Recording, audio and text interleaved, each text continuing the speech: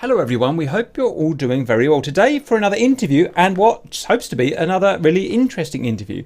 We've got with us today here Joe. Say hello, Joe.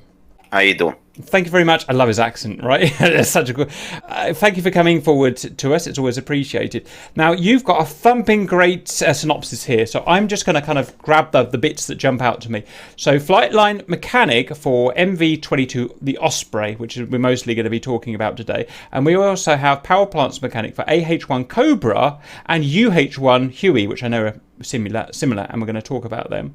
And there's various other stuff here that you can sit and freeze and read through at your own leisure, valued viewers.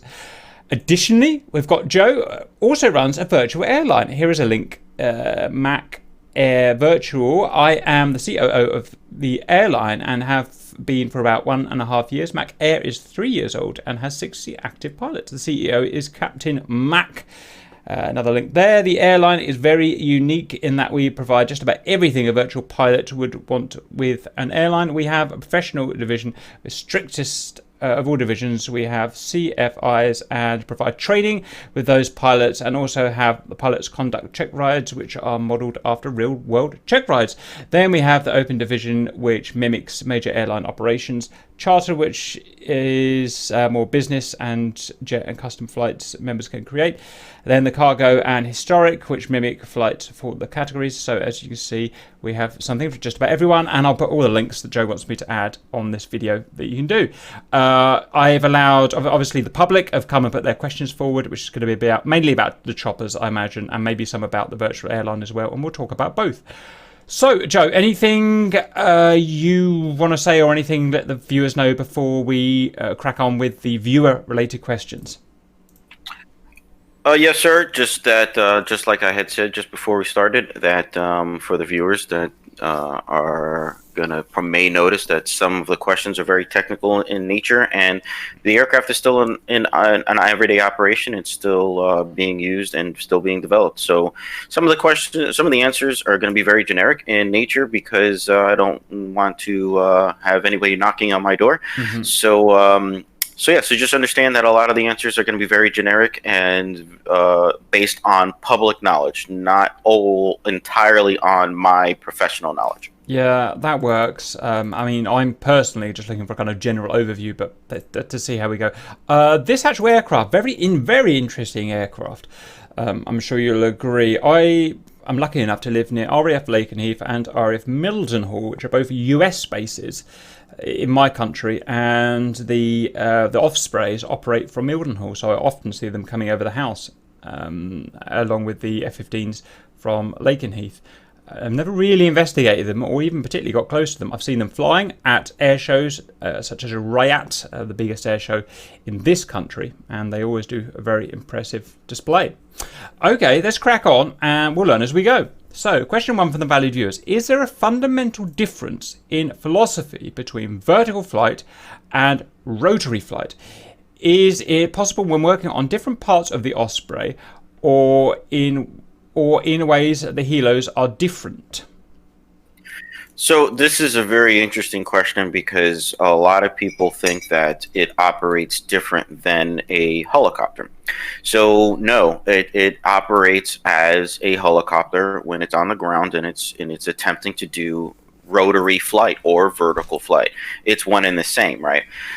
But where it starts to vary from traditional helicopter with a main rotor setup with a tail rotor is that it has two counter-rotating propellers on each side of the aircraft, and so thus it doesn't need a tail rotor, and that it has a drive system that connects the two sides.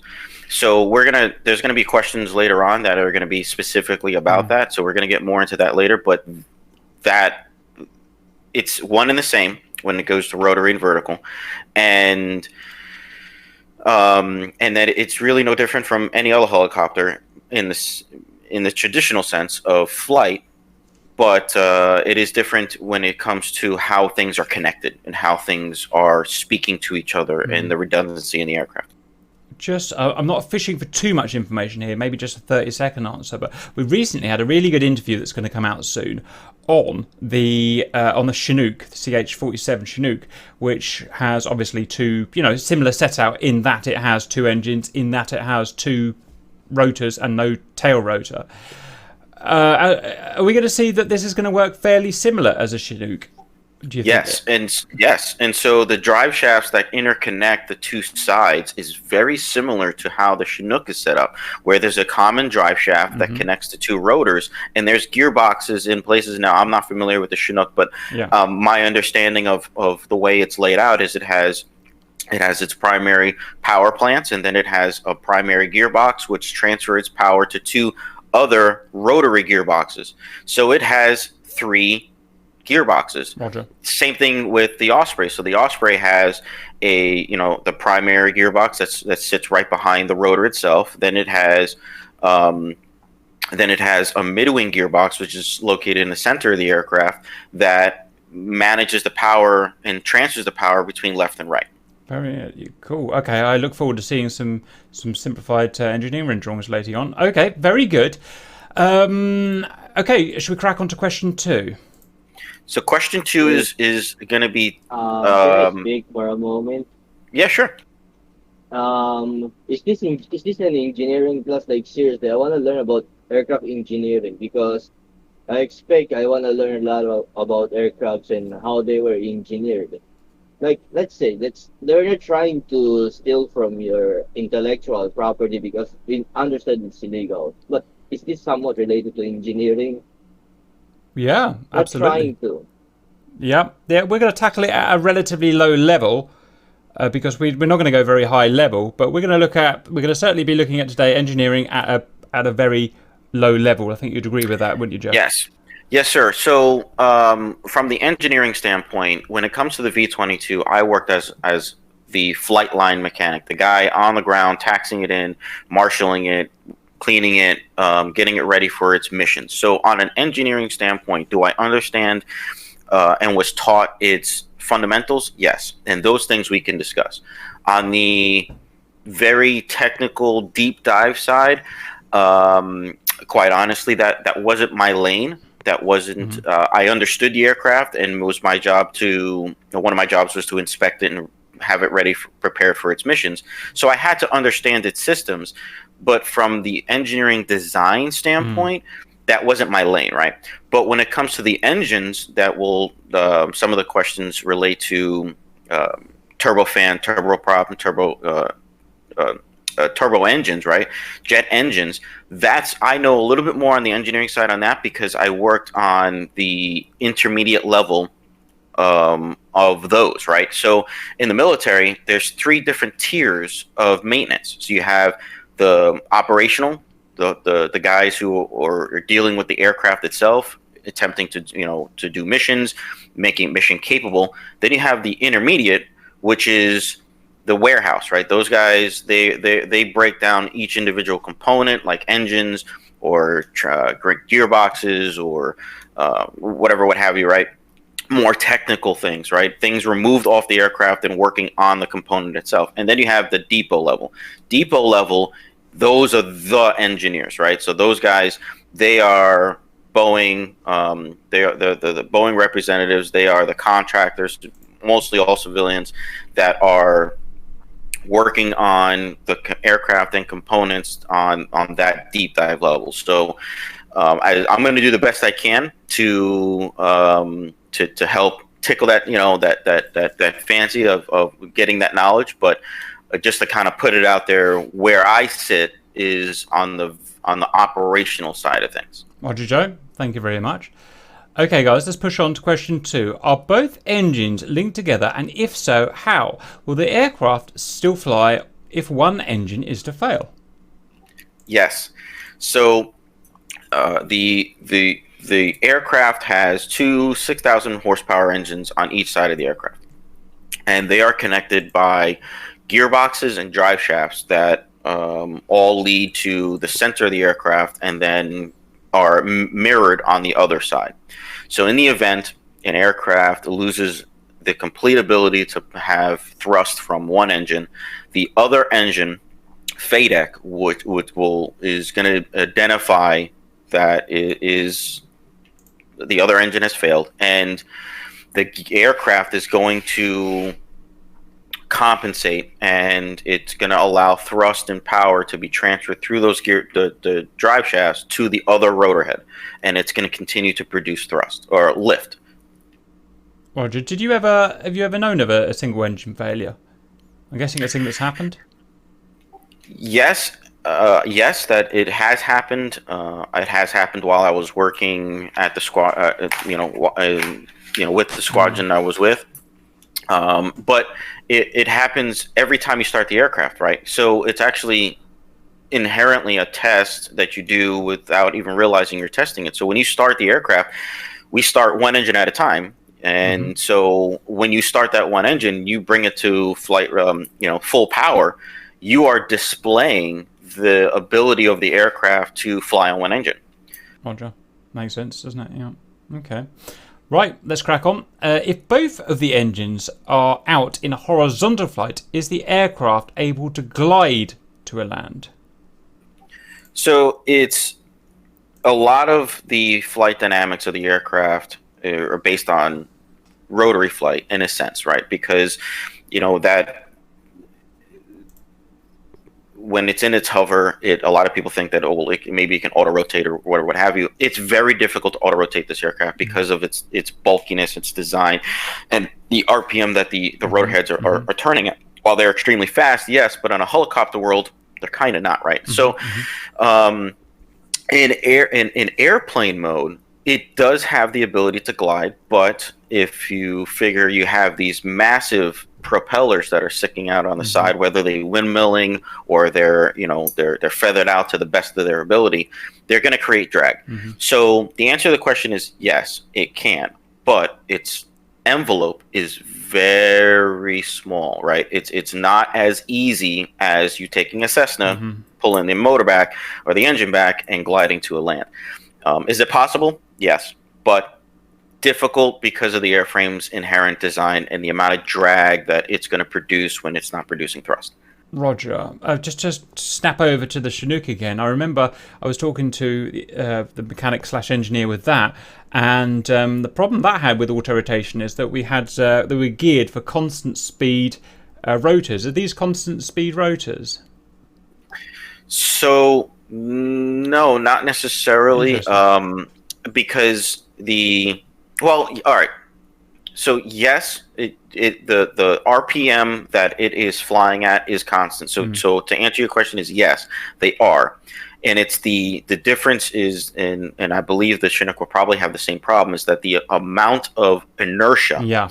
Oh, you guys in the DCS world deal with a lot about inertia and getting, weapons on target with maximum amount of energy, or aircraft, flying your aircraft and maintaining its energy. Same thing with the rotor system. If you lose the thrust to the gearboxes and there's nothing to move those blades, the sheer coarseness of the system, it's not going to be able to compensate, similar to like an R-22, right? The Robinson, a little helicopter, or Huey, or even a Cobra. Roger, yeah, I don't think I could explain that, but I kind of understand, I think. Fine, number 4. Is the Osprey landing as a normal jet or as a copter or as both? So you're going to have to dissect that question a bit. Yes.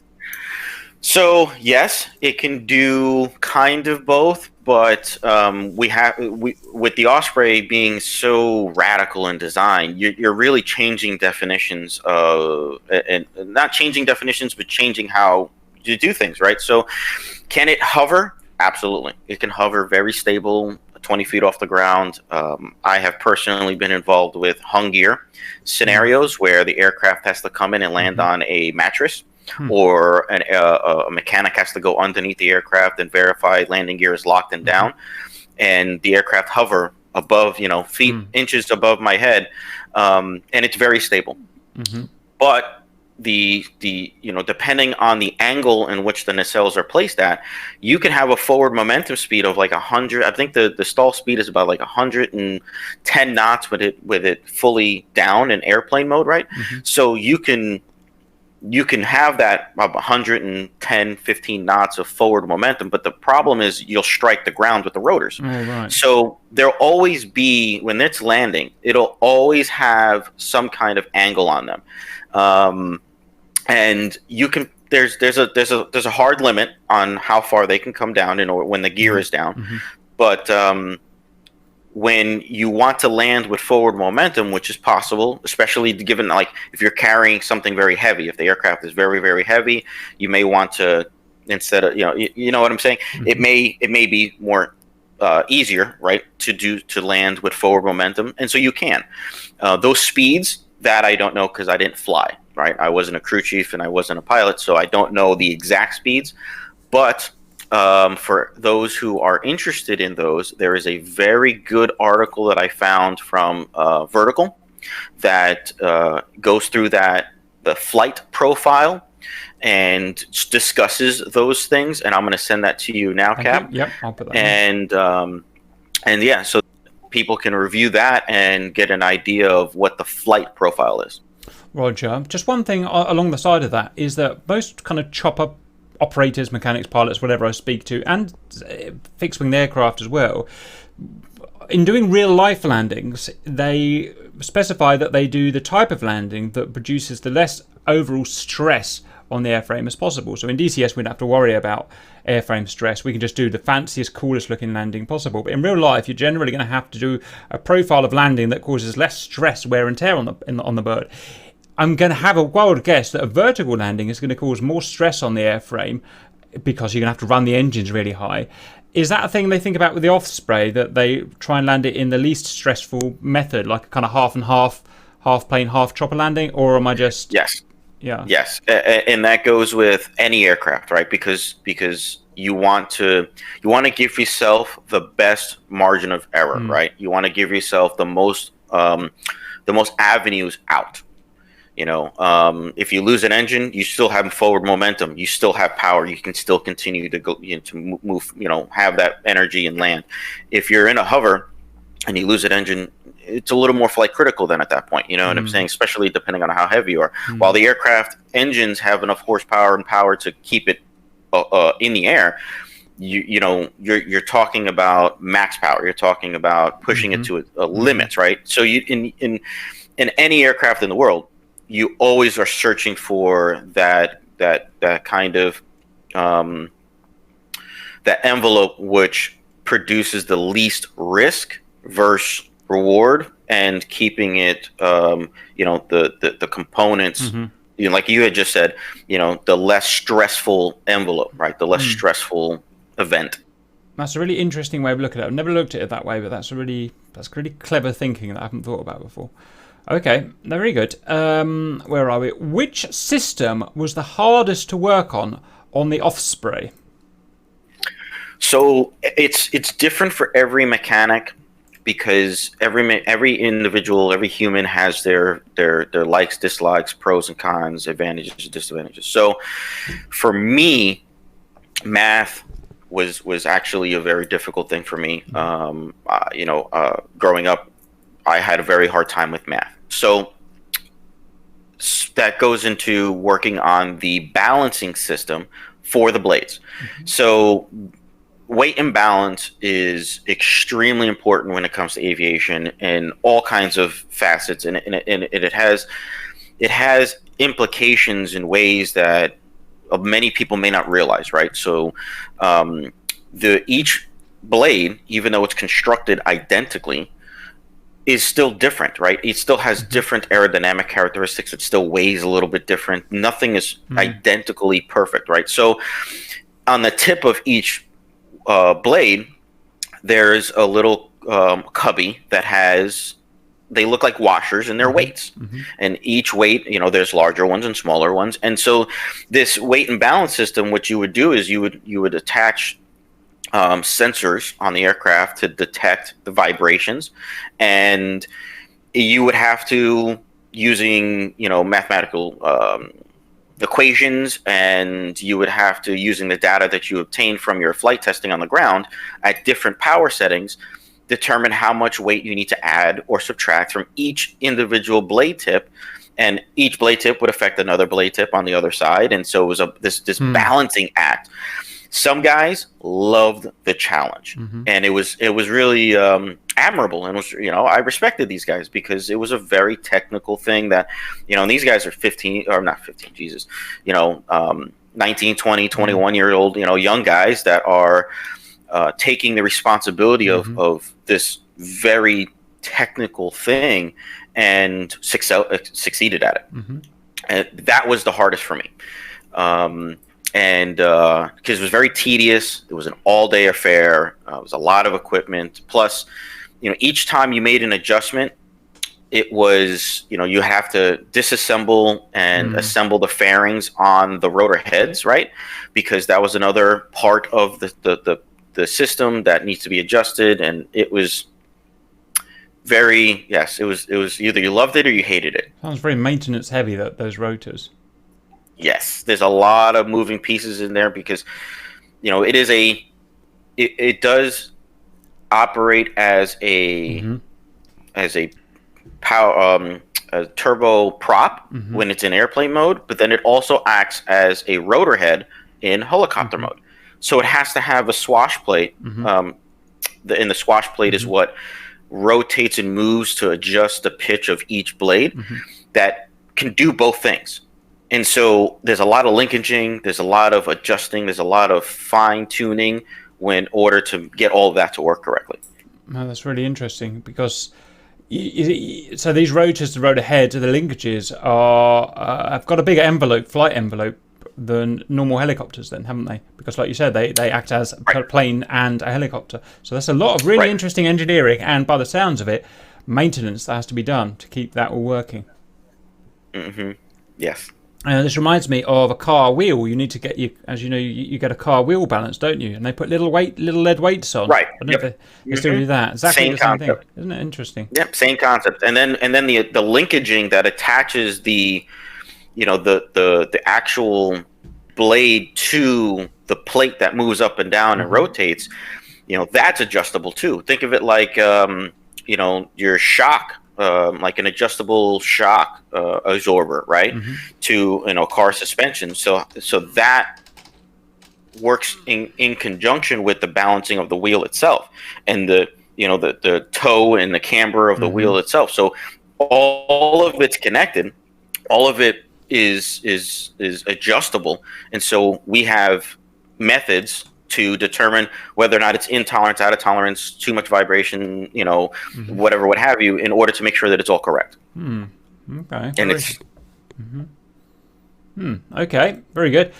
Let's move on. Can the same concept be achieved by replacing the turboprops with jet engines, in your opinion, and why? I never even thought about that.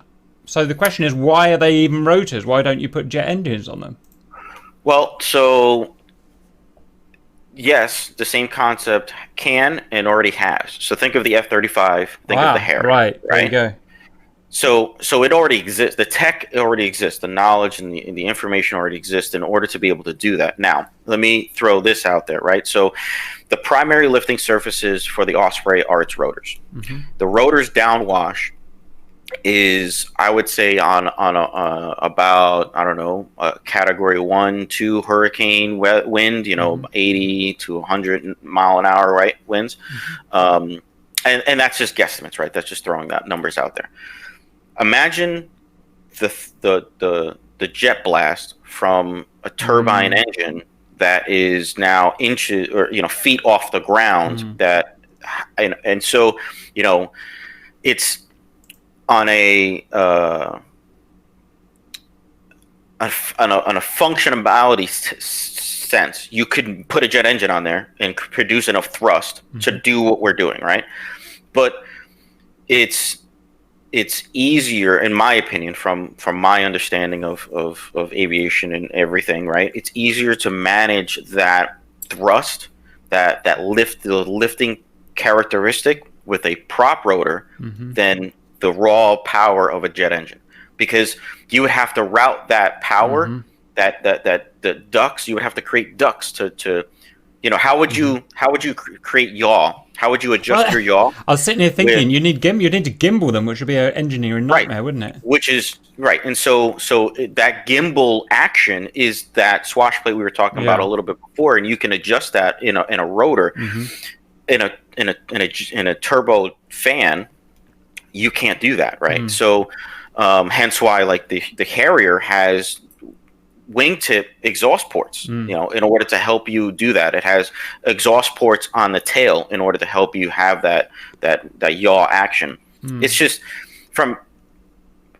not. Can it be done? Yeah, of course, it already has, but it's just very difficult to accomplish what we're trying to accomplish. And what is the Osprey's mission? The Osprey's mission is to project power, military power, in a greater area, and have the ability to land right where you want it. Right? It's to take 25, 25 infantrymen and put them exactly where you want them, and then pick them up and portray that power 200 nautical miles in another direction. Roger. I was just thinking, I mean, it's a very impressive plane already. I was thinking how impressive it would be if it did had 2 thumping great turbo fans on there. That'd be crazy. That'd be proper space age, wouldn't it? Right, exactly. And in I don't know, who knows, 10, 15, 20 years from now, maybe they'll figure out a way to make it work, but it's just, for what it needs to do, from my perspective, it's not feasible realistically to accomplish the mission that it's designed for with turbo fans on the nacelles. But it is a turbo fan, right? It is there is a jet engine in there, and it's producing exhaust. And truth be told, this actually, so this is kind of going to answer a question later on down the road, but it's one of the question is, what is one thing that I remember from my time in the service? And we caught an aircraft on fire with its own exhaust, because it's a jet engine. It's producing extremely hot exhaust coming out of the nacelles. Now there is technology in the exhaust area that routes the exhaust outboard away from the aircraft itself, and it uses the same concept as if you were to take something in a glass and you pour it out, but the water drips on the cup itself instead of where you want it. It drips backwards, and so it takes that theory, right, and it routes and it uses bleed air to kind of force the exhaust away from the actual fuselage of the aircraft. Well, this aircraft was out in the training grounds in North Carolina, and it landed, and it was, I don't remember if this was functioning or not functioning, to be honest with you, but what ended up happening was the aircraft did catch the field on fire, because it landed in soft mud, and it was having a hard time getting out from that suction of mud, right? So it ended up catching the entire bottom of the fuselage on fire, because it's a carbon aircraft. It's all fiberglass and carbon materials, right? So it burned, and it was a very interesting, it was a very interesting event, because it was, how many times do you catch yourself on fire using your own engine, right? You don't know my Nissan, obviously, but it's always an interesting concept, really. I never thought about it before, that maybe not this one, but most planes are made of aluminium, or aluminum, as you're going to call it, which melts, completely melts, I think about 600 Celsius or something like that. And most turbines and jet engines are hotter than that. So you've got this kind of balancing act of not melting your own body with your turbine. I just find that a bit funny, really, but I'm a bit silly. Okay, very good. Let's punch on. How do you synchro both of the engine's RPM? So I don't know if you know it means engine or propeller here, so you'll have to equal lift, and are the pilots able to control the engines separately? So I'm going to do both sides, right? The engines and the rotors, right? So for the engines themselves, they have FADEC.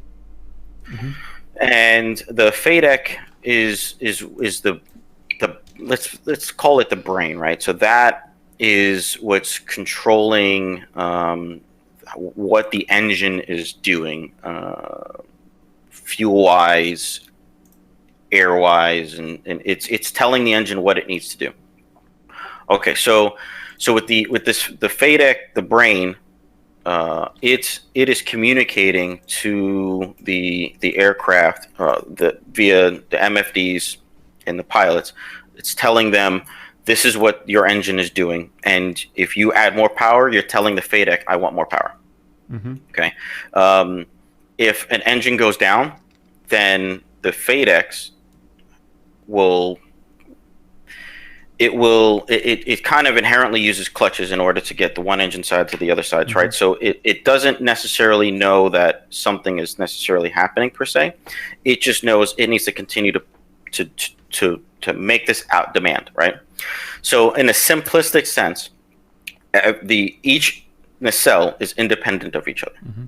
Okay, so and through that blade tip, the weights and the adjustments and weight and balance, each rotor head is balanced and is not counter, it's not vibrating worse or less than the other side, and it knows what the RPM is of the rotor head. So what you're doing is you're adjusting. You can adjust each engine in the aircraft on the flight deck. You have the control, just like a regular helicopter. You have the controls for each side, so you can control each engine per se independent. So you have when you tell the engine, I want you to be in flight ready status per se, then it's going to produce max power and it's going to be ready to fly.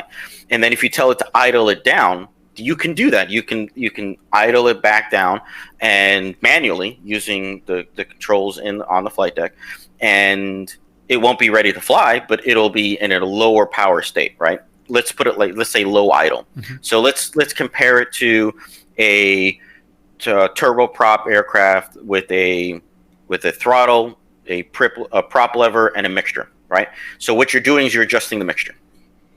Does that make sense? Yep. You're adjusting the mixture from high idle to low idle. Mm-hmm. The Osprey has the ability to do that independently of each engine. Mm-hmm. Then you have the collective, which is telling it, I want more thrust, I want more power. That doesn't necessarily equate to higher engine RPM. It just means I want more pitch on the blades. Yep. So that would be the prop. And then you have the cyclic, right? Which, or not the cyclic, but you have the throttle, which is what the mixture is. They're tied together.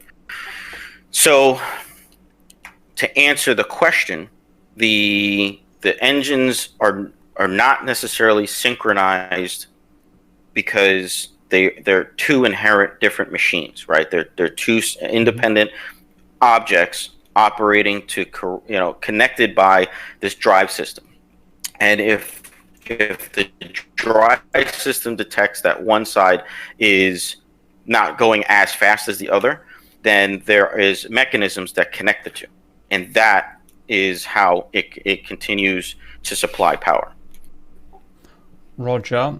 I'm trying to think of something clever and witty to say, but I can't think of anything, so I'm going to give up on that one. But that's cool. Yeah, I get the idea. Again, from what you were saying there, it sounds very Chinooki, but we'll carry on. It's very interesting. In fact, there's just one thing that kind of brought to my mind there. So when you're in helicopter mode, I know this isn't directly related to the question, but when it's in helicopter mode, we've got the engines pointing up vertically.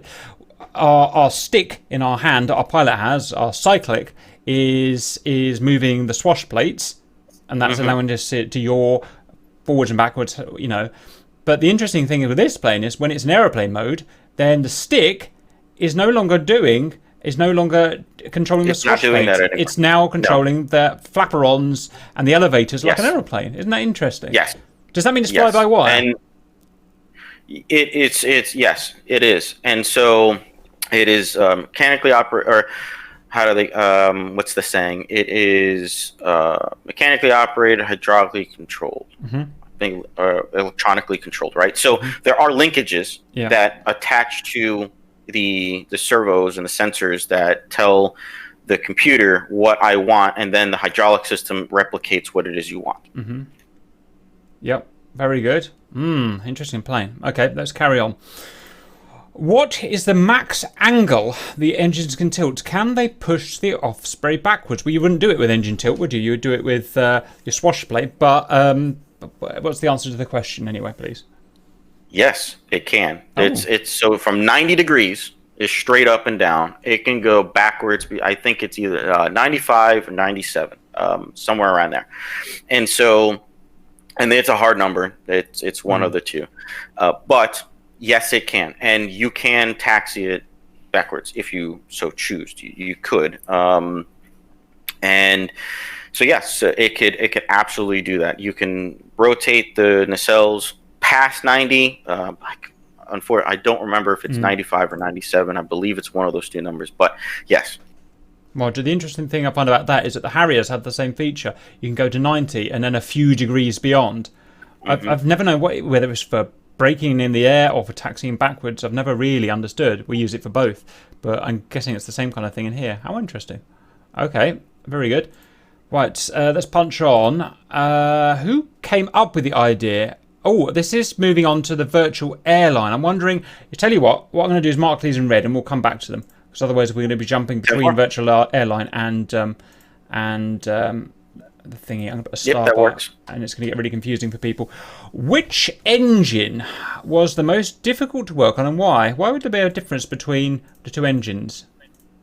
Ooh, so this is, and I'm assuming this is specifically about my experience with the Huey and Cobra engines. Right. Yeah, gotcha. And so, yeah. So when it came to the Huey and Cobra engines, they were two completely different platforms. And so the picture of the cutaway that I sent you is the T700. Right. So I'm looking at the cutaway original picture. Right. Okay. Yeah. So which one's this? Sorry. That's the T700. That is the engine that went into the Cobra. Roger. Okay. And then the picture of the two engines sitting next to each other, that is the T400. So as the viewers can see, they are two completely different platforms. They're designed differently. They have two different types of function, right? So that cutaway is the T700. And then the one right below it is the T400. And so the designs completely different. Concepts exactly the same. It uses a turbofan, or it uses a jet engine, right? Suck, squeeze, bang, blow, to produce thrust that is transferred into a shaft, which then turns a gearbox, which then turns rotors. So this is turbo shaft engines.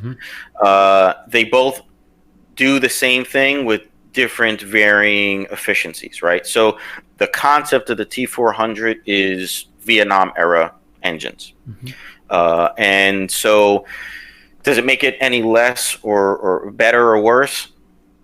To be honest with you, I couldn't tell you that, because the designs are both very robust. They are sound, they function, and here in 2000, 2008, 2006, here I am working on the same style of engines that have been in operations, like I said, since the Vietnam era. So they work, right? And there's so many other platforms that the T400, the older version, are in, and it fully functions. So it's a sound design. T700 is the newer engineered design, right? And so it is a modular design. So parts and pieces are interchangeable between two different types of engine, or two engines of two T700s, whereas the T400, it's one unit, right? You can't interchange one unit to another unit. It's just the sections, it doesn't work that way. So when it comes to the difficulty, they each had their own individual challenges. So the T700, right, the newer engine, it's modular, right? So and then in that the drive shaft, the shaft that turns the gearbox, which turns the rotors, runs through the center of that engine. So there's the stack of bearings and a stack, that the way that is assembled is it's very finite. It is heating up, cooling down certain parts, putting it in when it's hot, putting it in when it's cold, and it's a very it's not the easiest thing, but it's not the hardest thing either, right? It's just it's challenge. The T400, on the other hand, it has other like, for example, like the T400, it required everything to be safety wired. Everything had to be, every nut and bolt had to be linked to another nut and bolt. It was just the inherent design of it. So that could be considered, if somebody had a hard time understanding safety wire and being really good at it, that can be that difficult challenge for that engine. So all of that to say, sorry if I was rambling, but all that to say, each engine had its own challenges, and it's all depending on the mechanics, inherent likes and dislikes, and pros and cons, in what would make it harder or easier. Roger. Some interest. So some questions I've got from that. Again, speaking to the other mechanic engineer, he seems to, as engines go on and airframes go on, they seem to have seem to be going away from hard wiring things. Not hard wiring. What's the word? Secure wiring. Safety wiring. Safety wiring things. Are you seeing that as well? Yes, the T700 didn't nearly have as much safety wire on it than the T400, the older aircraft, the older engine. So yes, absolutely. Even the Osprey had many things that were safety wired and other things that weren't, because engineeringly wise, they designed it so that it had lock washers or whatever they, whatever design they had in order to prevent it from backing out. But yes, there's a lot of things that are been improved upon where the safety wire may not necessarily be required. Roger. The next thing is, you said that the 700 series had the drive shaft going through the center. Is that alluding to the 400 series having the drive shaft not going through the center? And if so, how would that work? Yes. So if you look at the picture of you use the 400 picture because that's the easiest to kind of visualize what is happening. Yep. I'm just going to get a high res one. Just 1 second.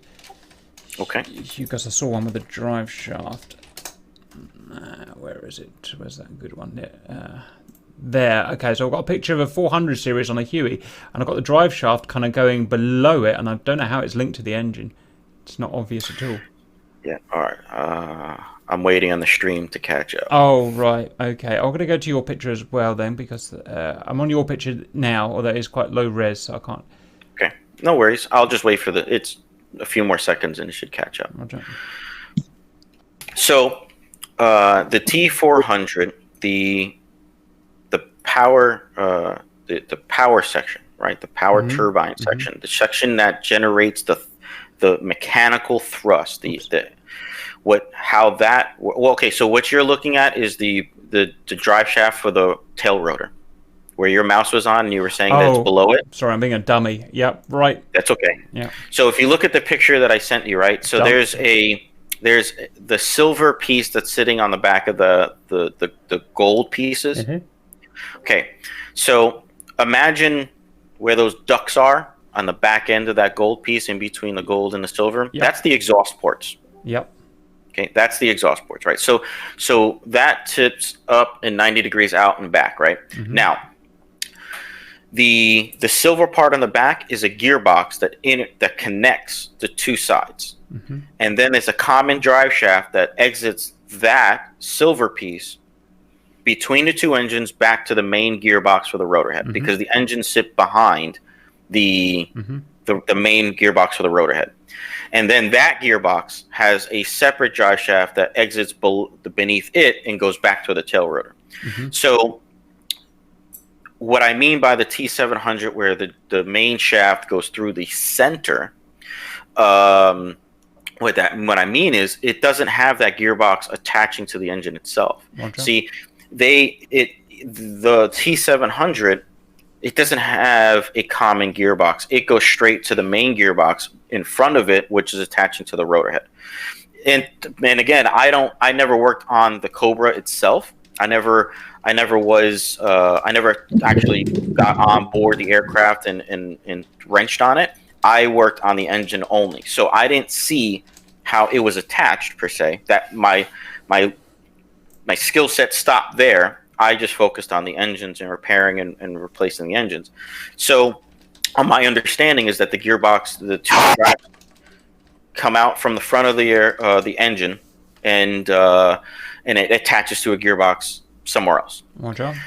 And so each turbo shaft engine has its own way of attaching itself to whatever it is. Think of it also like a turbo fan. The turbo fan engine, the compressor section, is connected to the fan in front of it, the big fan, right? But people always envision as the size of the actual engine on an airliner. That is connected via shaft, to the center of the compressor section, and then they're interconnected. They're one and the same. So it's the same concept, right? There's shaft.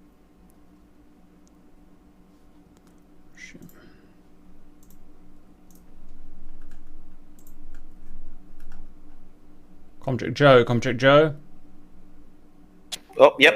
We lost about the last 10 seconds. I don't know where it went. It just disappeared. It's okay. So you're looking at the picture of the T700, and you can see the whole larger hole that's in the front there, in the center. That is where the shaft would come out, right? That's where the gearbox connects to. Right. Okay.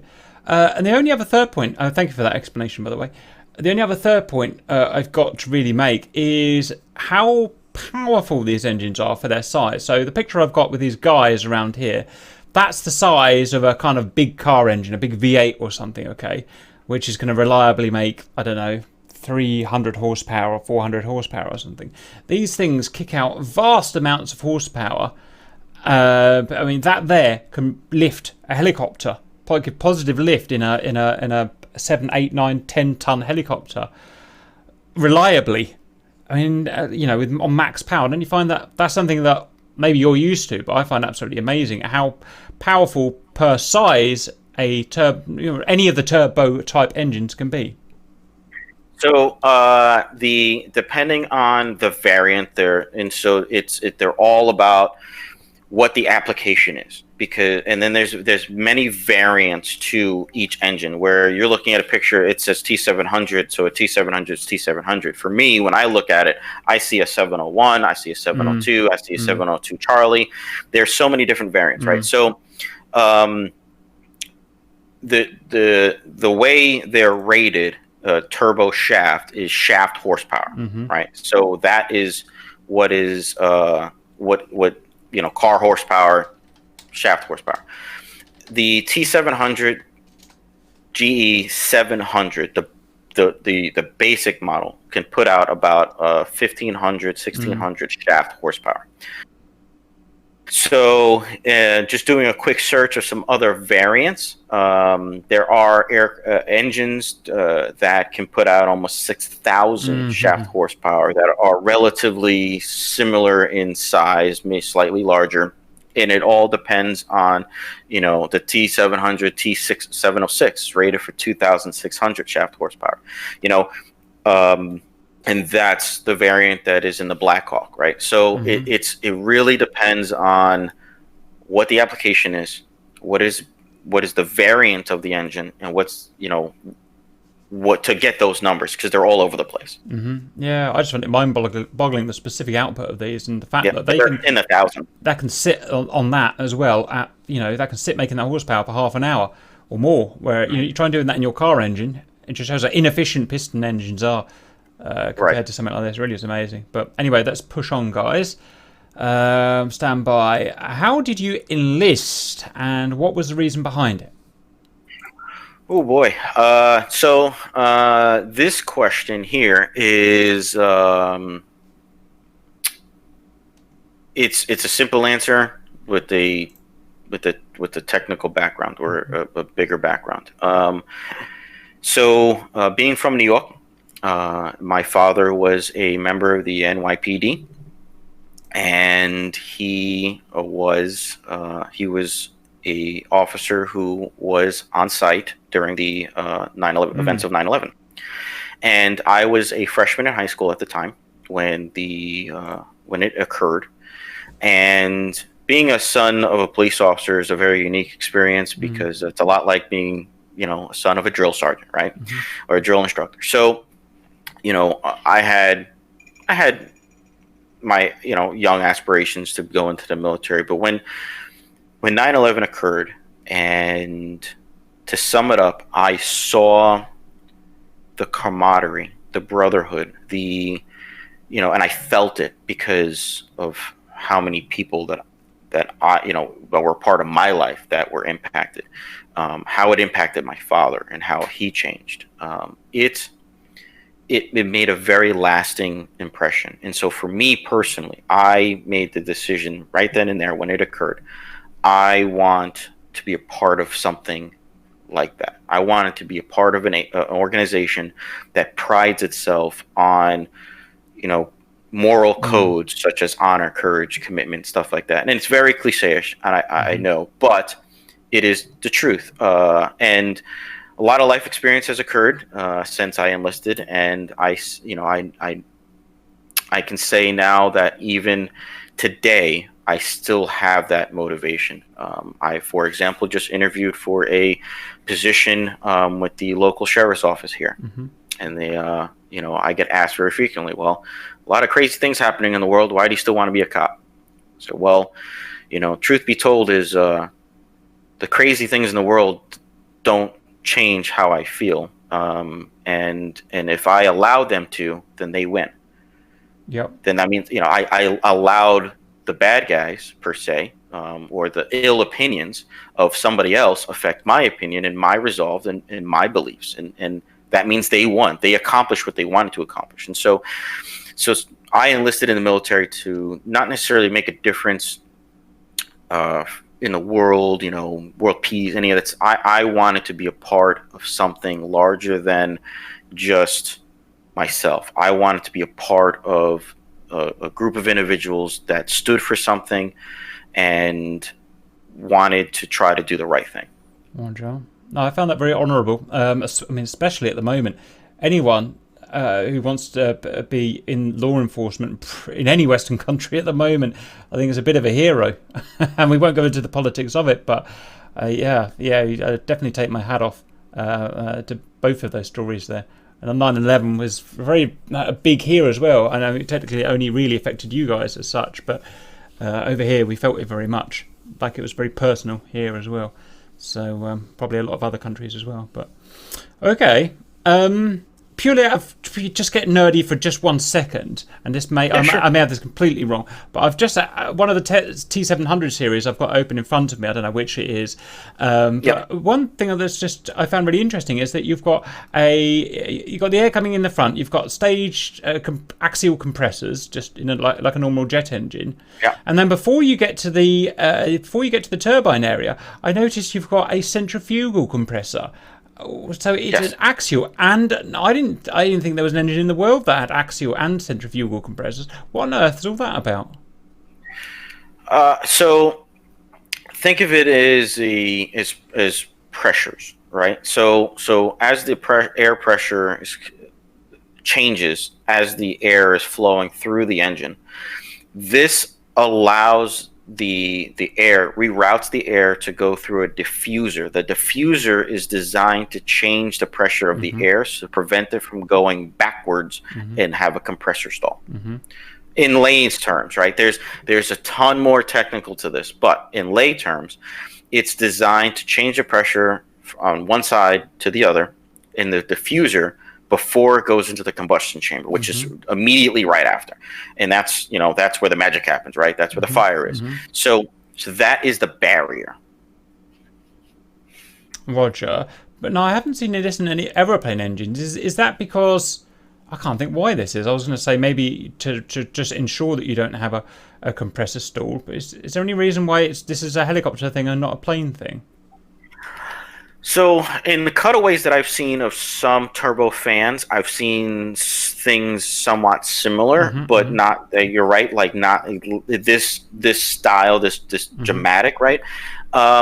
I have to believe that it's more about producing the power vice fuel efficiency per se. That, I mean, I'm just guessing here, to be honest. Yeah. But my guess would be it's more involving efficiency versus power, because in the airliner engines, turbo fans, you want max efficiency with all the air and no restrictions, right? Well, this centrifugal blade kind of is counterintuitive in that sense, and from my perspective, right? So that would be my guess, but that's kind of throwing a dart at the wall. I guess kind of in the design of these things, you've got a whole bunch of problems. The problem are that you want it to perform like X, Y, and Z, and with that you have your tools, and your tools are, okay, let's put a compressor here, let's put that type of compressor here, and I guess this layout of axial plus centrifugal plus 2 turbines plus 2 parasiticals, whatever, it gave them what they want. It must be really interesting being an engine engineer and having all those things you can play with. Well, it's interesting. So like I had said before, this engine specifically is very modular, and so that each part of it is interchangeable with another part of a like item. So the compressor section can be interchanged with the gas turbines, or the gas section, and then the power turbine section, and then the accessory gearbox is in a sense modular.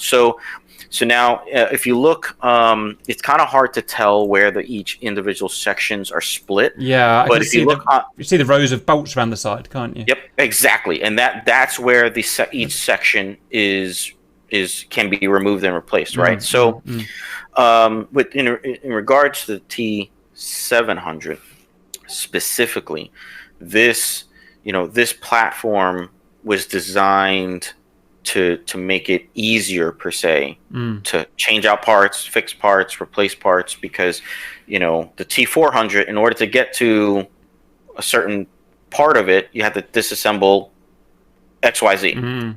And so this kind of assists with that. Yeah, absolutely, makes complete sense. It's just a cleverer design for future maintenance, I suppose, and whatnot. Yep. Very good. Okay, let's push on. I have a question.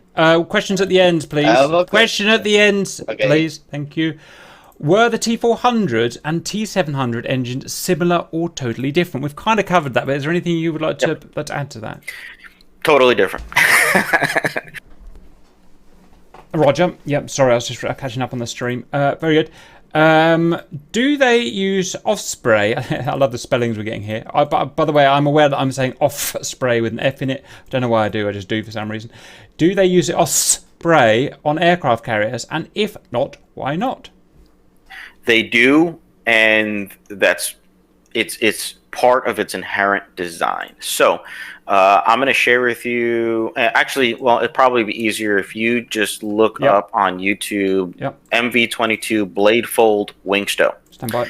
And what you'll find is videos of the blade folding and wing stow process, and that process was a part of its design. It was part of the request, right, for a tilt-rotor aircraft to have the ability to do this for shipboard operations.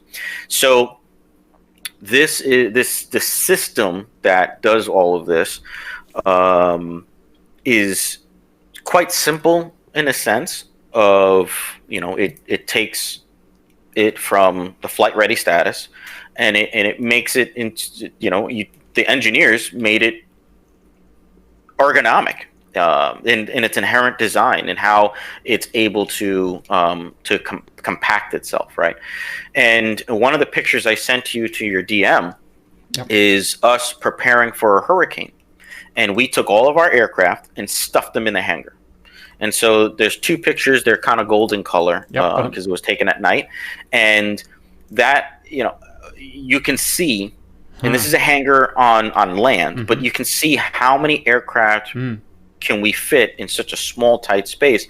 Now take that and put it on a ship, and you can now maneuver it much easier. You can, put more aircraft on board. You can, you can do so many different things with the Osprey now because it's so compact. I understood that the blades could fold away. I didn't realize you had this rotating turret on the top. Fascinating design. Wow. Okay. Million questions about that, but we shan't go there. I'm sure it'll come up later. Very interesting. Right. Okay. Let's punch on then. Are there any limiting factors to the flight envelope of the MV-22 because of the engine system and position? So with this, there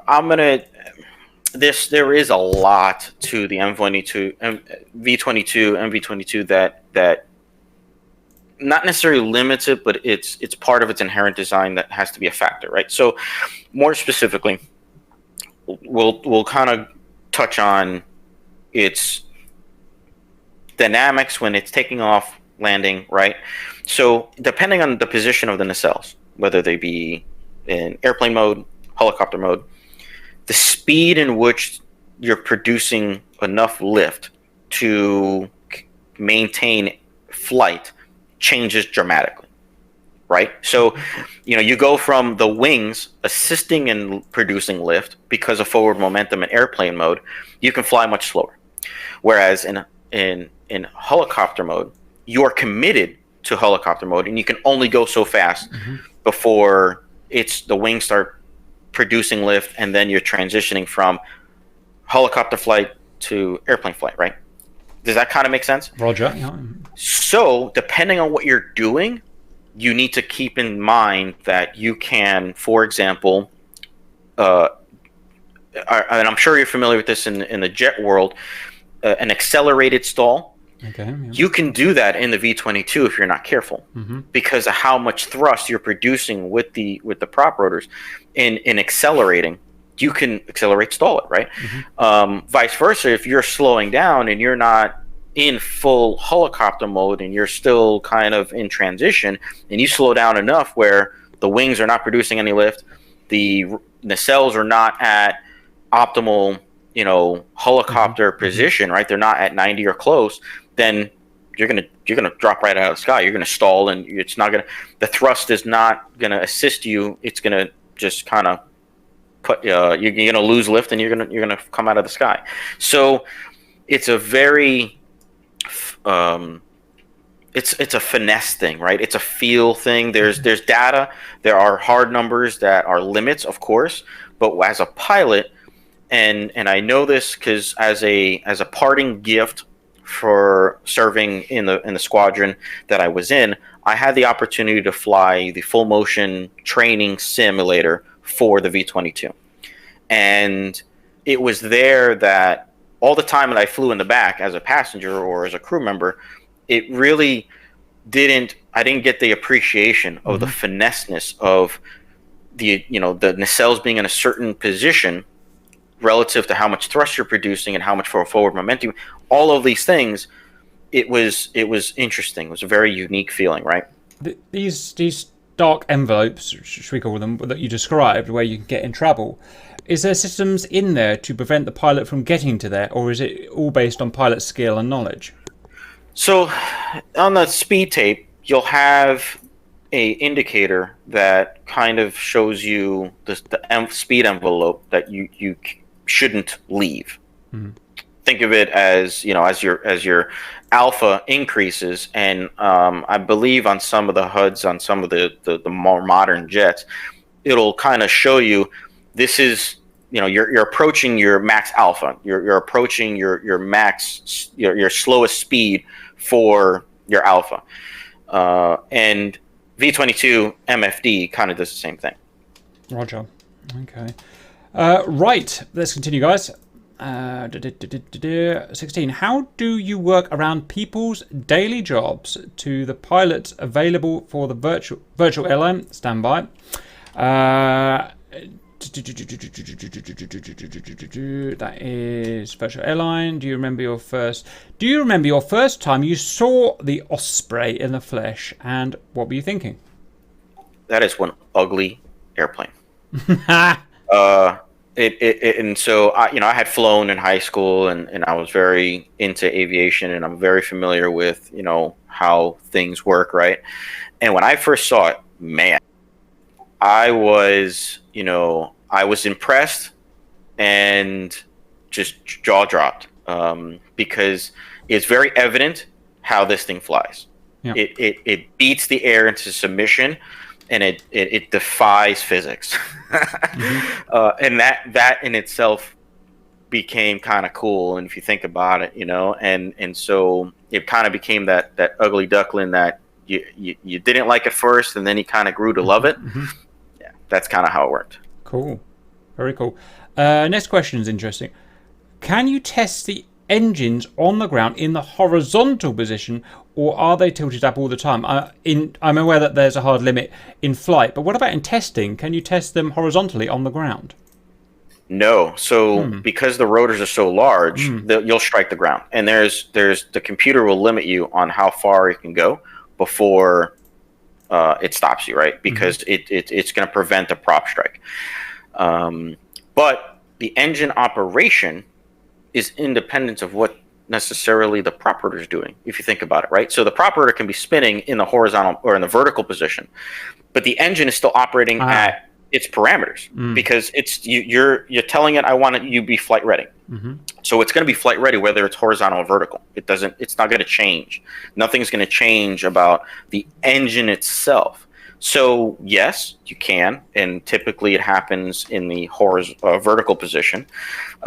And it's interesting because one thing that I was surprised that nobody asked, but we'll kind of touch on here, is jet engines were never really designed to be vertical. They're all designed to be horizontal, right? So think of it, oil in your car. If you flip your car upside down, the oil system is not going to account for the oil being on the other side of the oil pan. It kills the engine very, very quickly, I can tell you that. Noted. So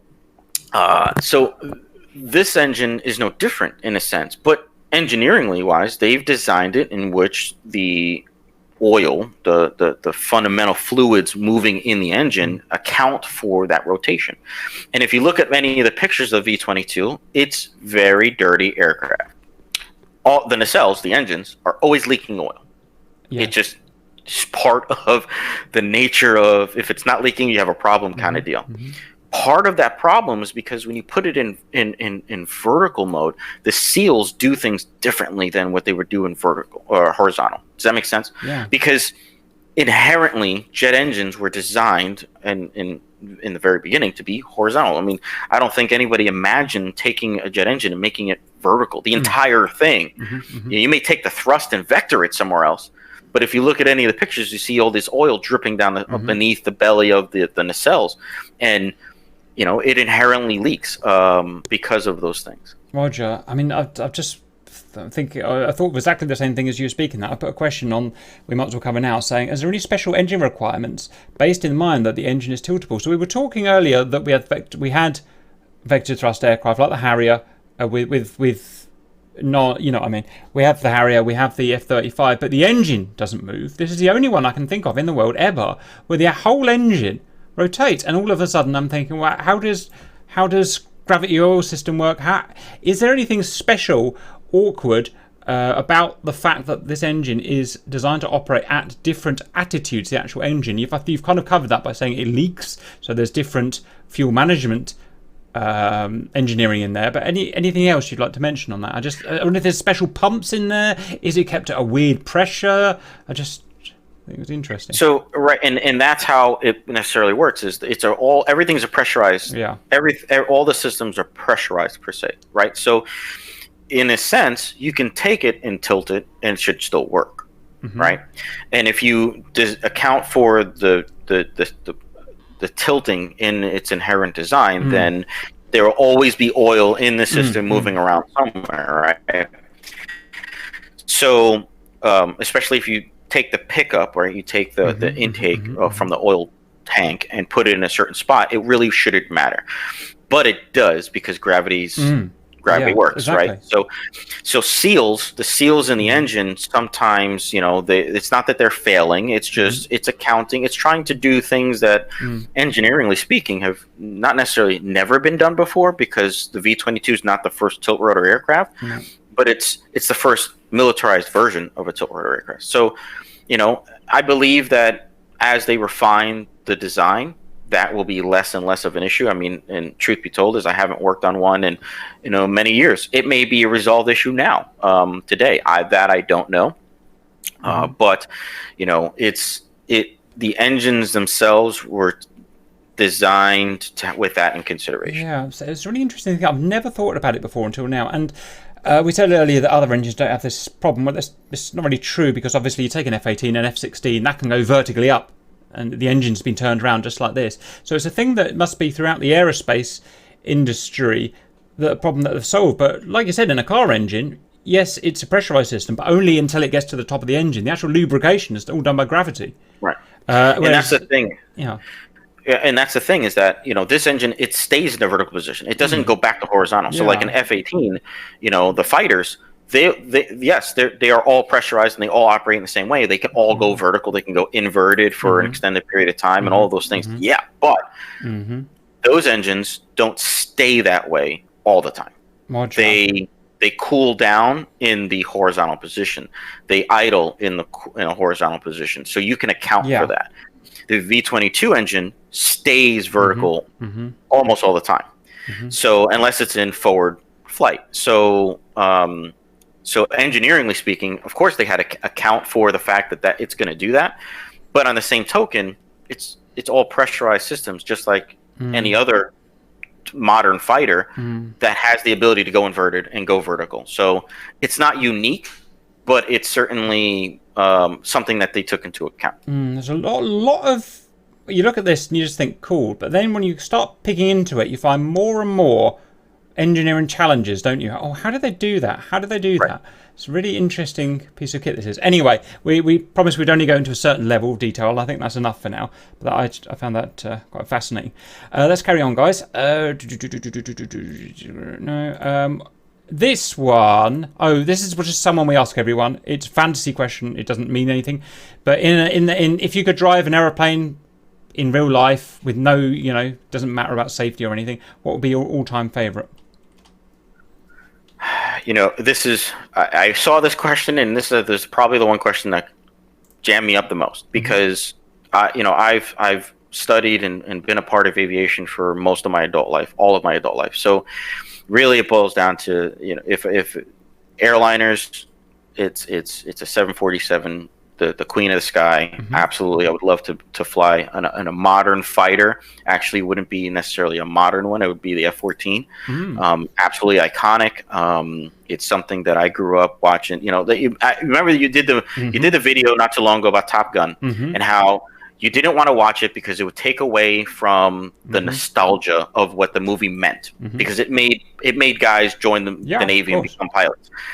Same concept. I grew up, me and my dad would watch, we watched Top Gun over and over again, and as a kid, I'm wow, that's so amazing. So the F-14 captured that, just a raw, absolute powder. And then legacy aircraft would be the F-4U Corsair.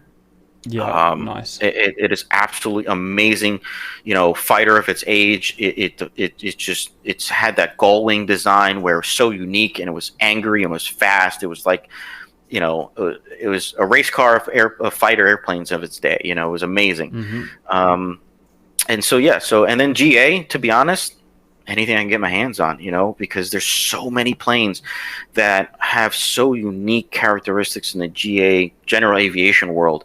You have the Beechcraft Bonanza, the V-tail, and it has its own thing. Then you have, a Cessna 182, the turbo Cessna, and it's capable of doing that. You have the SR-20, the Series 22, where it has its own flight characteristics and is amazing in its own way. It's just too hard to narrow down. Roger. Well, good answers anyway. Okay, let's punch on. Were the Cobras and the Hueys engines easy to remove and reinstall? And do you test them on a test bench or on the actual aircraft after repairs? Interesting. So I can't answer the first part because I never worked on the airframe itself. When I was working on engines, that was my job. I saw the engines come off the aircraft and they were sent to me. So I was stationed in Japan, and my facility was sent engines from the Middle East. So we would get engines covered in sand, grime, and all this other mess, and damage, we'll say damage, and we would repair them and send them back to the Middle East. I would never see the airframes themselves. But when it comes to the testing, the picture of the blue rig thing that I sent you, what that is a test cell rigging. So there are facilities that you would take the engine, attach it to mounts, and basically apply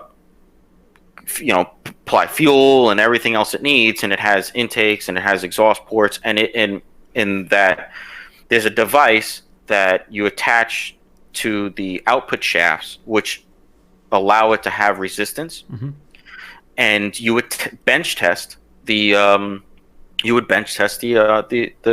engine and run it to its parameters and run it through its courses and check for leaks and make sure that it's capable of producing the power that it's supposed to be producing, and fine tune any adjustments it may need, and then send it away.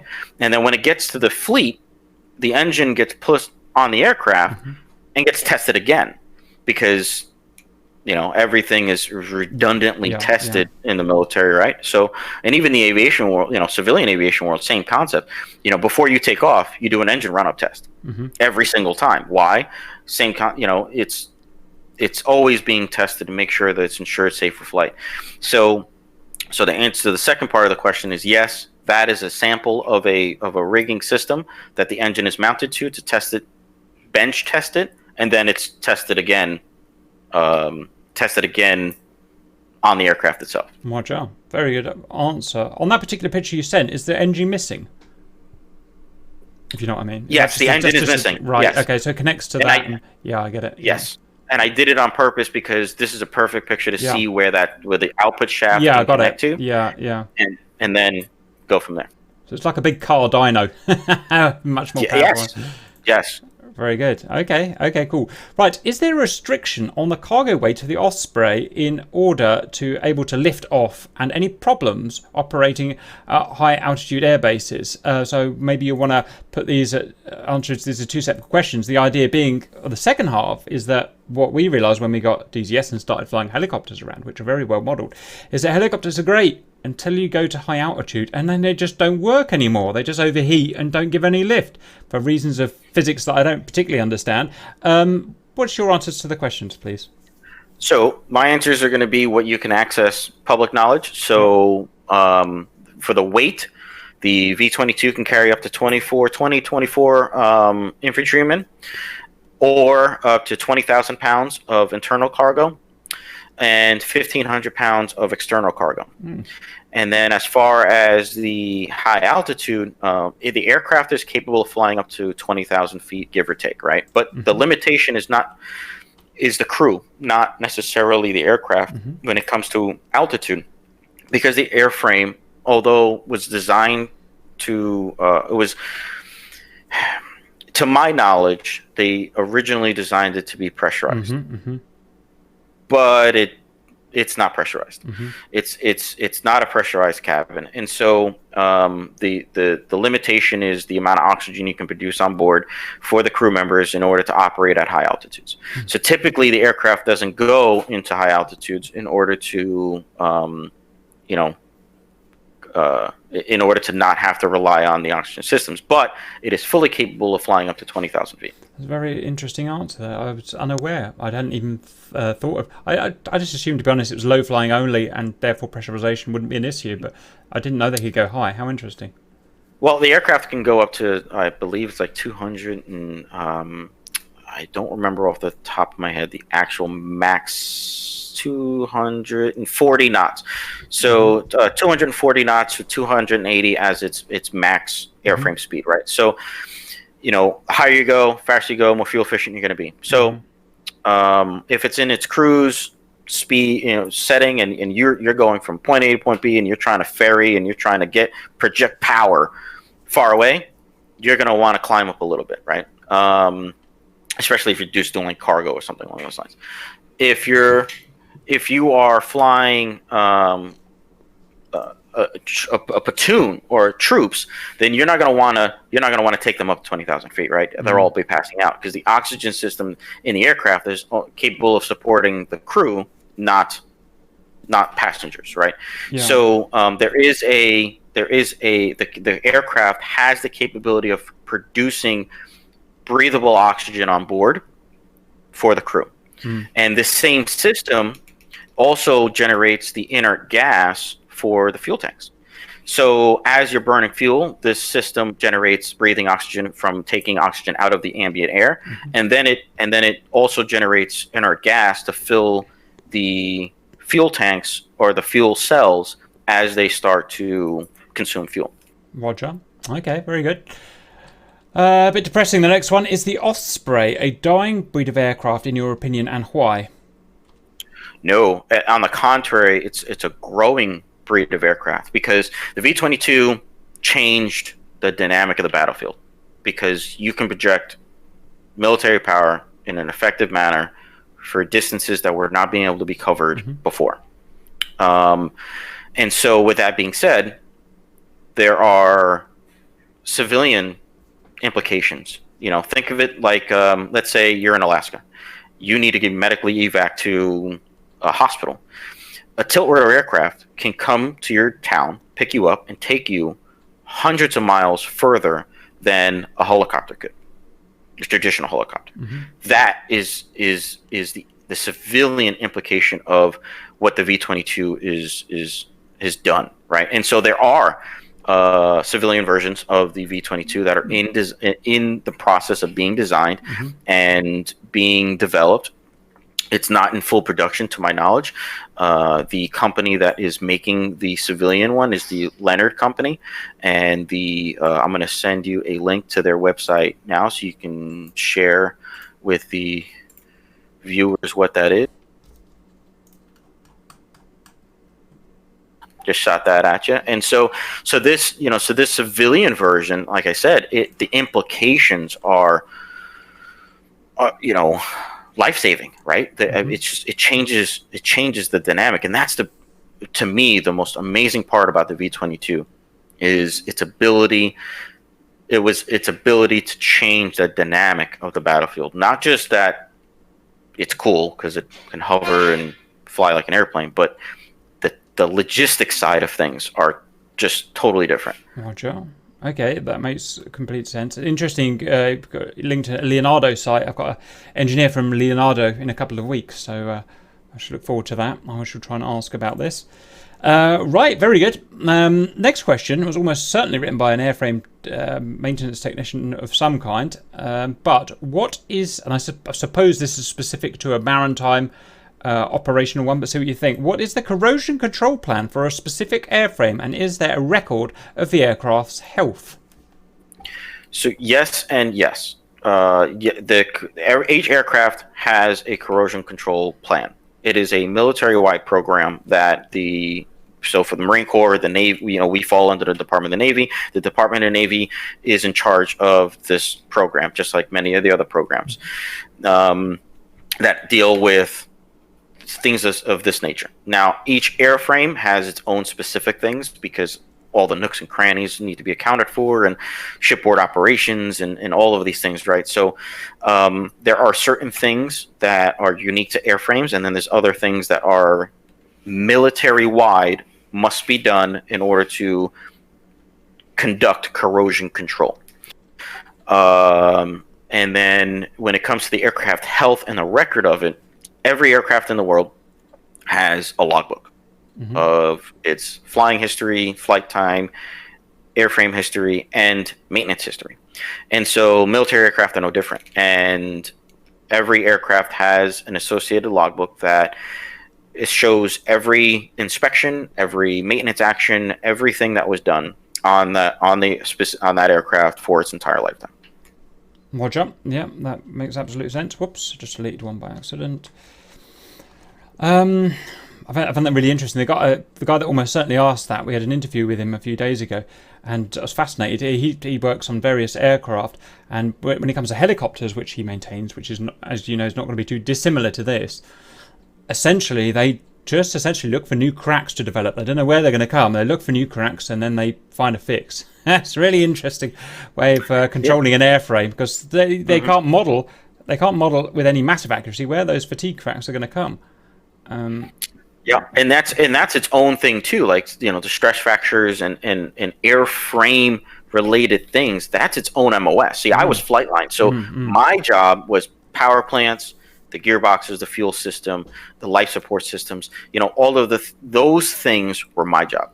But there was airframers that dealt specifically with airframe related thing, hydraulic system, the landing gear, because it was hydraulically controlled, and then the airframe, the actual airframe itself, the patching, the looking for damage and stress fractures and all of these things. That is not even it's kind of part of corrosion control, but it's its own thing too, which is I don't know much about, because I wasn't an airframer, right? Same thing as avionics. Avionics had its own MOS as well, and those guys, those guys were the nerds of everybody, right? Because they were always on the laptops connecting, their computers to the computer of the aircraft and dealing with the actual, avionics bays and the wiring of the aircraft and all of that mess, because there's miles and miles and miles of wires in every aircraft, and the Osprey is no different, because the Osprey was developed and designed in the 70s and 80s, and flight tested in the 90s into the 2000s, and then made operational in 2000s. So the technology that's inside the aircraft is from that era. So it's almost the same concept as the 747, the 200s and the 300s.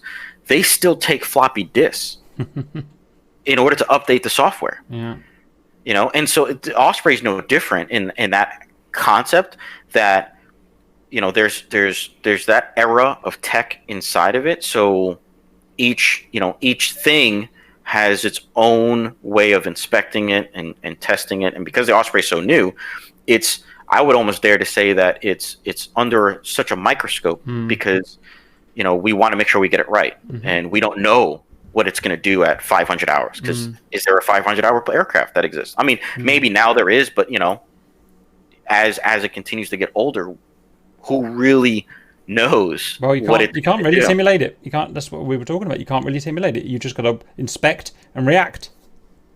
Okay, very good. What is the rescue system you were responsible for? Transponders, chutes, life rafts, or what else? That's it. So there is a life raft on board the aircraft. That is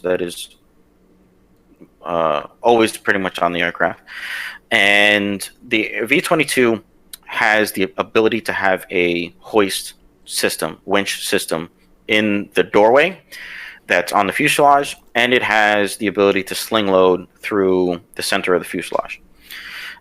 So that is what I believe because in my synopsis, part of what it is that I was qualified to do is work on the rescue system. That is included. Now, in the squadron that I worked in, we didn't really use it. We used the sling load system, but we didn't use the hoist really at all. But the V-22 is fully capable of having one attached to its fuselage in the doorway behind, on the starboard side, and be able to hoist through the door. Roger. Okay. Next question is, what is the lifespan of an aviation engine? It's the 400 and the 700 series that you were talking about, and is it down to the pilot's skills and the use to preserve it for longer? Can I just put my limited knowledge through and you correct me? So as far as I understand, it seems to be pretty uniform in that each engine just has, it says in the book, okay, at so many 100 hours you just have to take this engine out, send it back and get it serviced. I don't think there's any record of how long you were on the throttle for. Is that right, or how would that be wrong? So there are, just like on any aircraft, there's flight data recorders that can record performance of different aspects of the engines or the aircraft, including the engines. So you can run an engine too hard. You can overheat an engine. You can have a hot start. You can have a hung start. All of these things occur, and if any one of these things occur, then maintenance actions or inspections will follow. So does a pilot have an impact on the lifespan or the maintenance actions of an engine? Absolutely. The harder you run it, the more aggressive you are with it, the more likely you're going to have an event occur that is inspectable or maintenance action needs to be required.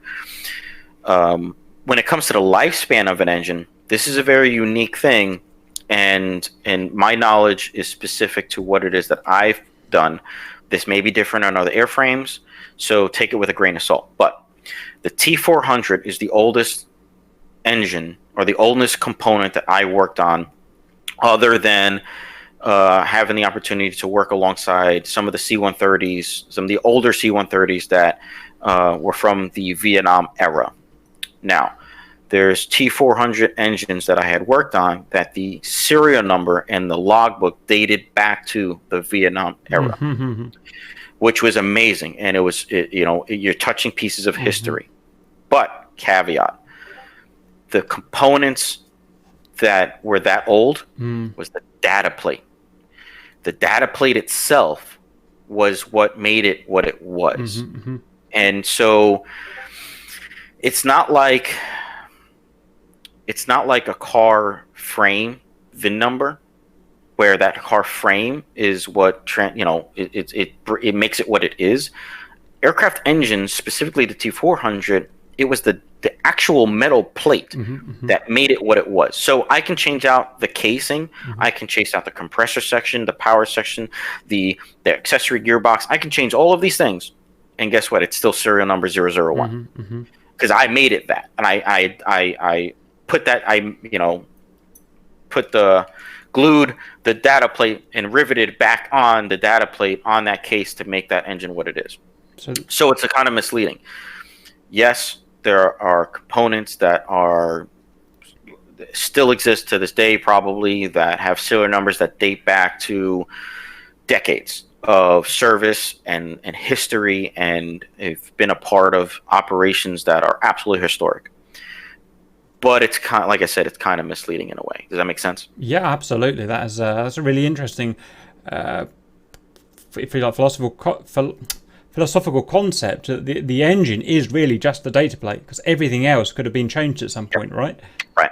And the airframes of the aircraft now, uniquely, the C-130 the oldest one, like I said, a part of this squadron, it had a group of them, had been featured in movies actually, and it was cool because there's still battle damage on these airframes that had been patched up. Wow. And it still was in service. And then they took that airframe and they attached newer engines to them, and it's still in service to this day. They changed the avionics, and it's still in service to this day. So, in the military, there's these little Easter eggs everywhere, everywhere, of historic events that these machines were a part of, but they've been modified and updated and upgraded, almost like the B-52, right? That thing is decades old, but it's still the best at what it does, and that's why they keep it. So they keep on upgrading it, modifying it, so that it can continue to be competitive in the modern era. Same concept as what stuff that I was involved in, just different ways. Okay, very good. Very good answer. Any stories from your duties that you will always remember? There's so many, it's impossible to narrow down 1, 2, 3 here.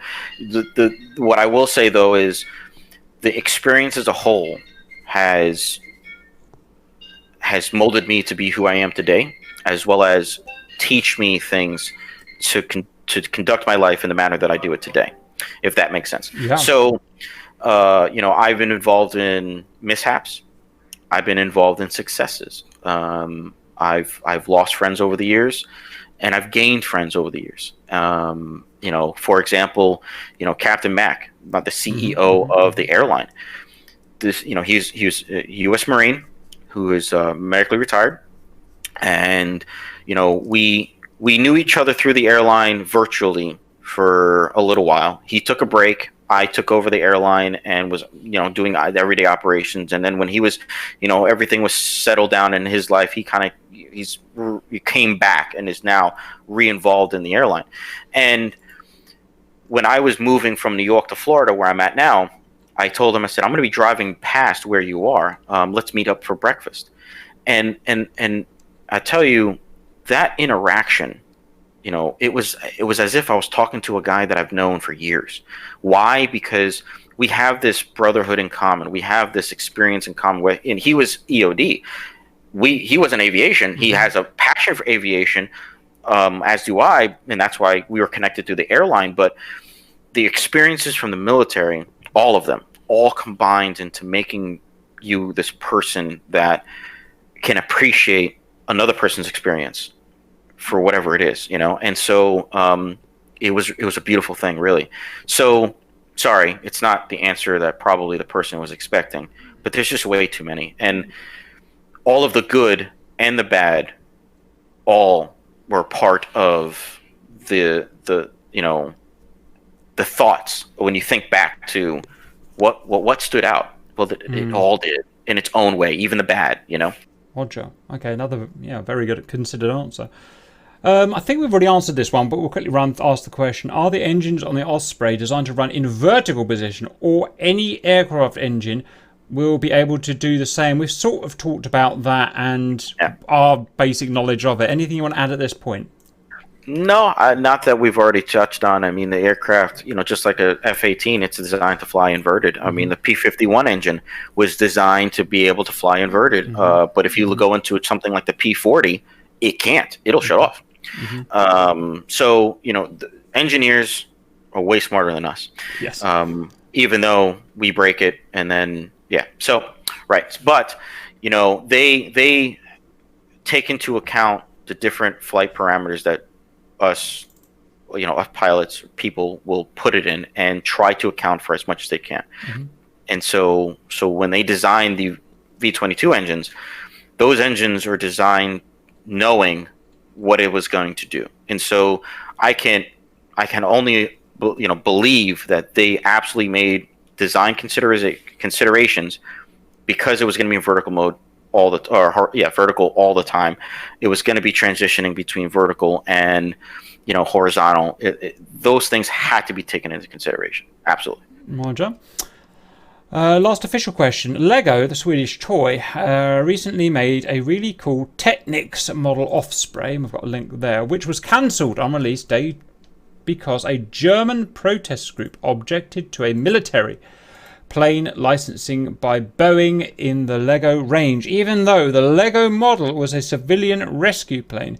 Brackets give me strength. The few sets produced before the cancellation now sell for huge bucks on eBay.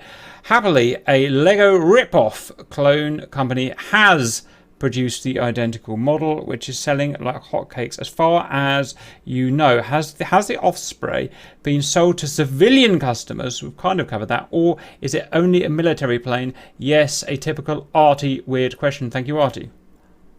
So, this is a great question. And in the V-22 world and the community and the guys that I still speak to from my time with the aircraft, this was a big deal because a lot of guys were really kind of disappointed in the decision to cancel this, right? But look at the times we're in. I mean, 2020, really kind of can't expect much more from 2020. So with that said, I do not know that the actual V-22 aircraft has been sold to any civilian customers. And to my knowledge, it has not.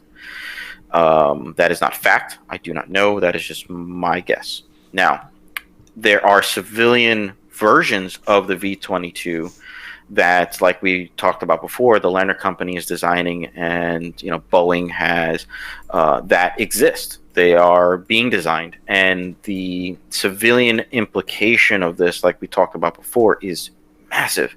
So I can only believe that it is, and they're going to be civilian versions of the V-22 in the future. Another example that comes up to thought is think about the wildfires that are over in the west side of the United States. And imagine having the ability to take a crew from point A and bringing them to point B in, half the time it may have previously been able to get them to. It's just, bring resources from one place to another. It's just, and drop it right where it needs to be. Of course, there are helicopters that can do it, but there's no other helicopter that can do it like the Osprey can. 53, the new 53 is a massive tank of a helicopter. My God, it is a gorgeous helicopter. It is amazing. I have friends from the V-22 world that are working on the new 53, and it's amazing. The new Huey and new Cobra, and the Super Cobra and the Super Huey, amazing machines. But nothing can do what the Osprey can. Roger. Okay, what I suggest is we finish off the Osprey with the viewer questions and then move on to the airline. That's okay with you? So, absolutely. So we've done the official things. Now some questions have come up. I will blast through them as quick as we can from the bills on the stream. I'd be interesting to know where the requirement for such a vehicle came from. So every plane that's ever been made, militarily at least, has had, there's been a requirement, a war or something, and they've realised, oh, we need this. Any idea where, because you mentioned we were designing back in the 70s and 80s, where the requirement could have come from for this vehicle? I personally do not know the answer to that question. I would, based on my knowledge of how military contracting works, somebody at one point said, we would like this concept to occur. And so they executed, and they designed it and they tested it, and then we came out with the V-22.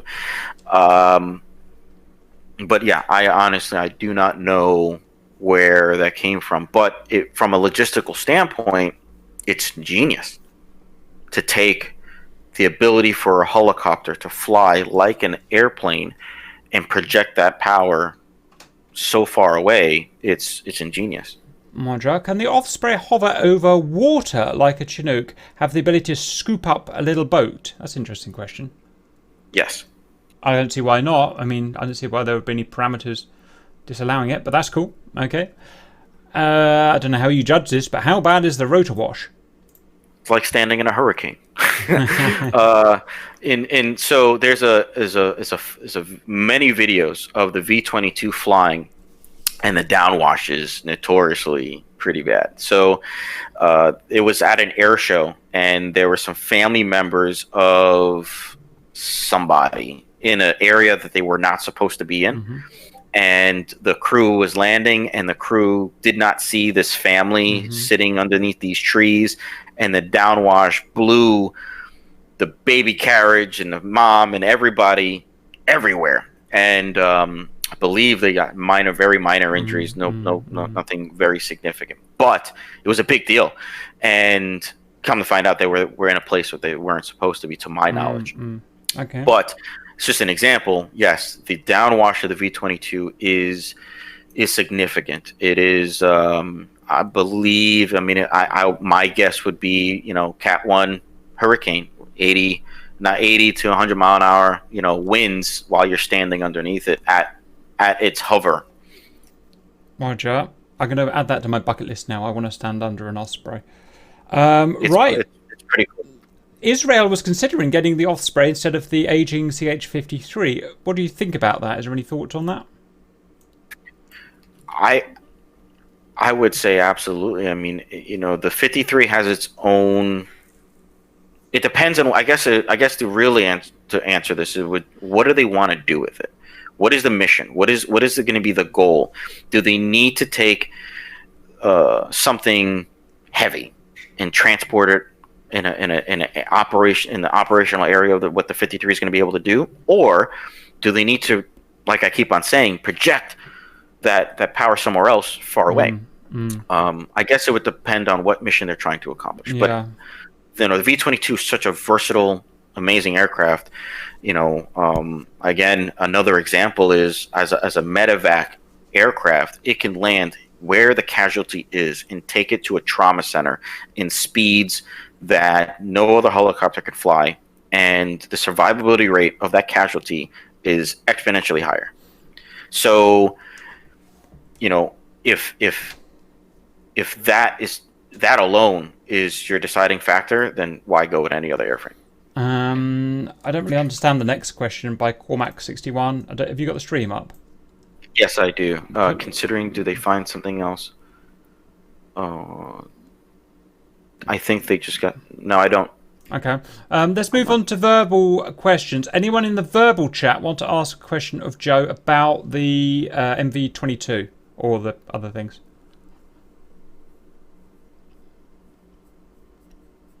Boring. You had your chance. Right. Okay. Let's go on to the virtual airline, because I admit I don't get this. So can you give me a kind of 1 minute spiel about what this is? If you're trying to sell it to someone, can you give me that? Because I don't really get what it is. So the virtual airline, Mac Air, Millennium Aviation Company, is a collaboration of... it's a collaboration of different parts of aviation, civilian aviation, and we do have some military parts too, but more in the transport cargo side. And bringing them together so that members can come together in an online community and do that together and have their flight sim experience documented, recorded, and they can receive rewards for the things that they do. That would be the synopsis. And if I was selling it to somebody, I would say, if aviation was ever an interest, was ever something you considered, and you have flight sim and you kind of fire it up and you're just kind of lost. You're sitting there, you don't know where to fly, you don't know what to do, you're kind of overwhelmed with the ability to go anywhere in the world and fly any kind of airplane. The airline fixes that problem. Why? Because we give you the motivation to do different things. For example, we have tours. We have general aviation tours. So if you want to do scenic route around New Mexico and look at all the cool scenery, we got you. If you want to fly the longest flights ever created by man, pushing machines to their absolute limit, we got that too. And you can fly a 22-hour flight from London to Sydney and test your nerve and test your skill in operating the aircraft that far. That is what we can do for you. Roger. Top is all over the 22 hours. What was that, RC? You're all over that 22-hour flight. Oh, I do like that 22-hour. Myself and RC, our attention span is very short for non-military aviation simulators. We did try MS 2020, but we just couldn't get it to work, and we gave up. A couple of questions from the viewers for this. Who came up with the idea of the virtual airline? I think you've already answered that, but that's there anyway. Yes, so the specific airline, specifically for Millennium Aviation or Mac Air, was our founder, Captain Mac, and a friend of his.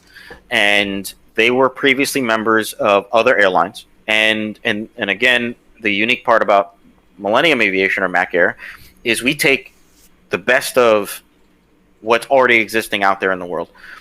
And there's hundreds of airlines out there.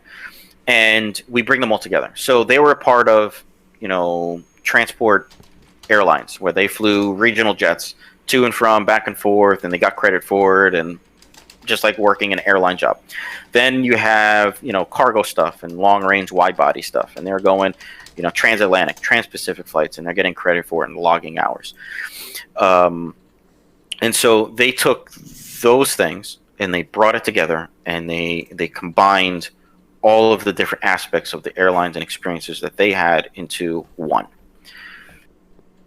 Roger. Next question. How do you work around people's daily jobs to have pilots available for virtual airline operations? Sure, they cannot be online all at the same time for a planned flight. I mean, this is the bane of my life for the last 5 years, Joe, but what's your answer? Oh, yes, sir. Here's how we solve that in the civilian aviation world is, at least for my airline, is we have a operating guidelines, operating handbook, a POH, that all of the pilots are held to that standard. And our minimum standard is you have to fly one flight, no matter how long it is, one flight in 60 days. Mm-hmm. Within that 60 days, you have to at least do one recorded flight using our custom-made recording software that reports all the aspects of the flight to our website, which documents and records everything. And everything is reviewed by a staff member to ensure that the aircraft was operated within its parameters, its given parameters. And depending on the skill level of the pilot and what kind of flight they were doing, whether it be a pro division flight or a charter flight or historic or whatever the case may be, it's going to be scrutinized at the appropriate level. So a pro pilot can't get away with having a hard landing like a open division pilot can, or operating their aircraft at below 10,000 feet or flight level 100 at greater than 250 knots in the United States at least. So they can't get away with that. Their flight will get rejected. Roger. Very good, very good. It's like a professional version of what we do. Do you simulate any... this is interesting. Do you simulate any technical issues in mid-air to challenge the virtual pilots, or just keep it on a perfect, no technical failure sim like DCS? You can do both. And to kind of wrap up the previous question, I apologize, but the scheduling system, you can bid on it. You can, independent of everyone else, and you can fly it at your leisure. There's no, the flight itself will tell you this flight departs at 0500, UTC. You're expected to set your sim to that time and conduct your flight. It could be 5 o'clock in the afternoon. You just got off of work and you want to do a quick hop, do a GA flight or whatever. As long as you're within the parameters, you can do it at your leisure. And that's how we can accommodate people's schedules. So real quick, for example, if my internet would cooperate. So for September 10th, yesterday, we had 6 pilots submit 6 PIREPs. So that's six guys that jumped on, did a flight, and that's that. And so that's how we accommodate people's schedules, and we work around that. And we do have group flights, but they're not mandatory because we want to be accommodating, and especially with the trying times of what's occurring in the world, we know this is a hobby for people. We know that this is a release. We don't want to make this any more stressful than life already is. Similarly to jumping in DCS and just gunning and ripping and yanking and banking and just having fun and getting away from real world. We want to have that, and it's not as intense as DCS per se. But leading me on to this next question is the realism. I have personally flown third-party software that replicates airframes such as the 737, 777, the 747, and they are meticulously recreated in the flight sim world, to the point where if I operate it incorrectly, it will cause a failure down the road. And so in the middle of the Pacific, I may have an issue that if I'm not paying attention will bring down my aircraft, and then I lose all of that flight time. Similarly, I have a version of the B-52, or not B-14, that if not operated correctly within the engine parameters and treated with respect, just like a real aircraft would, it will bite me in the butt. Alternatively, if you just want to jump in and just go from here to there and look at the scenery and kind of, not take it as seriously, you can. You can do those things and get away with it. And it's all up to the user. The user has the ability to have access to these things if you spend the money and purchase the higher quality stuff. It's the same thing as DCS in a sense of modules. You have the high fidelity modules and you have the lower stuff. And they replicate the systems accordingly. So if you want that high intensity, edge of your seat, making sure you're following all the checklists, you can do that in Flight Sim. Or if you want to have a leisurely sit back and just let it kind of do its thing, you can do that too. Roger. I just had a private message from Miranda. Wants to ask a question about the V-22. Send it now, Miranda, please. Okay, so I have a question about the V-22 and how it's engineered. Okay, first question. What is the air-to-fuel mixture ratio of the V-22 Osprey? So I do not remember the exact numbers, and those numbers are adjusted depending on altitude and pressure altitude and all kinds of things, right? Temperatures. So that is a very specific thing that I'm not able to pinpoint. I wonder if it's similar to. I haven't got the foggiest, not the foggiest. I just wonder if it's similar to a piston engine.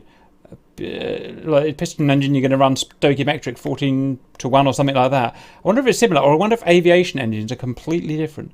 Then again, well, they are and they aren't, right? In a sense, think of it like this: you have the fuel being atomized in the air, and it's being ignited by the constant flame, because the igniters are not always on, right? The spark plugs are not always on when the engine is operating. Once the flame is lit, the flame is there. The engine will continue to produce power indefinitely as long as it has air and fuel. The ignition is already existing. You don't need to continuously ignite the engine. So the mixture of the Air to fuel. the actual air to fuel mixture, we don't know that. I mean, there may be mechanics that do know that, and they've dived into the books and they know that. But me personally, I know the fuel injector, the fuel injectors, they atomize the fuel. The actual ratio is something that is controlled elsewhere. Controlled by the FADEC, right? For fuel flow, and that's the level. That's that is where my lane stops. That's where my knowledge stops. Roger. Miranda, next question. So regarding to the air to fuel ratio, let's say the fuel injectors are stopping to supply fuel because of the too much air. So let's say the fuel injectors are really connected into the altimeter, because they will measure how how far you're in the air, the air pressure changes, and they will have to stop. They will come out, hey, fuel, stop producing much fuel, already up air, and the fuel injectors say, Roger. Is that how it works? Am I correct, or am I so the fuel nozzles, and I was calling them injectors, but the fuel nozzles really, they don't have the ability to adjust how much fuel is coming out of them. They're designed to atomize the fuel when they come out. So the engines maintain the fuel air, that they know based on pressures and temperatures and stuff. The sensors in the engine adjust those things. So for me, from my knowledge, unfortunately, I can't specifically answer your question because that is beyond my knowledge. When it comes to the V-22, right? And even the T400 and T700, again, I replaced the components, but I wasn't it's not my position to adjust that per se. Does that make sense? Well, it's actually a really interesting question, and we won't find the answer today because no one in this room, I can guarantee, is going to know, or I doubt it. But how on earth in a jet engine do you vary how much fuel's going in? It's just the pressure in the line, I would guess, because there's no fanciness to the injector nozzle. It's just a nozzle. So think of it like even the fast movers, even the jets. You monitor fuel flow, and so the amount of fuel flowing into the engine is being monitored by the FADEC and by the systems of the engine. So it knows, and it's data. You can calculate these numbers. When it comes to the fuel air ratio, that is something that's beyond my knowledge. But how it works and what it does is something that I can't explain. And it's basically the engine life support.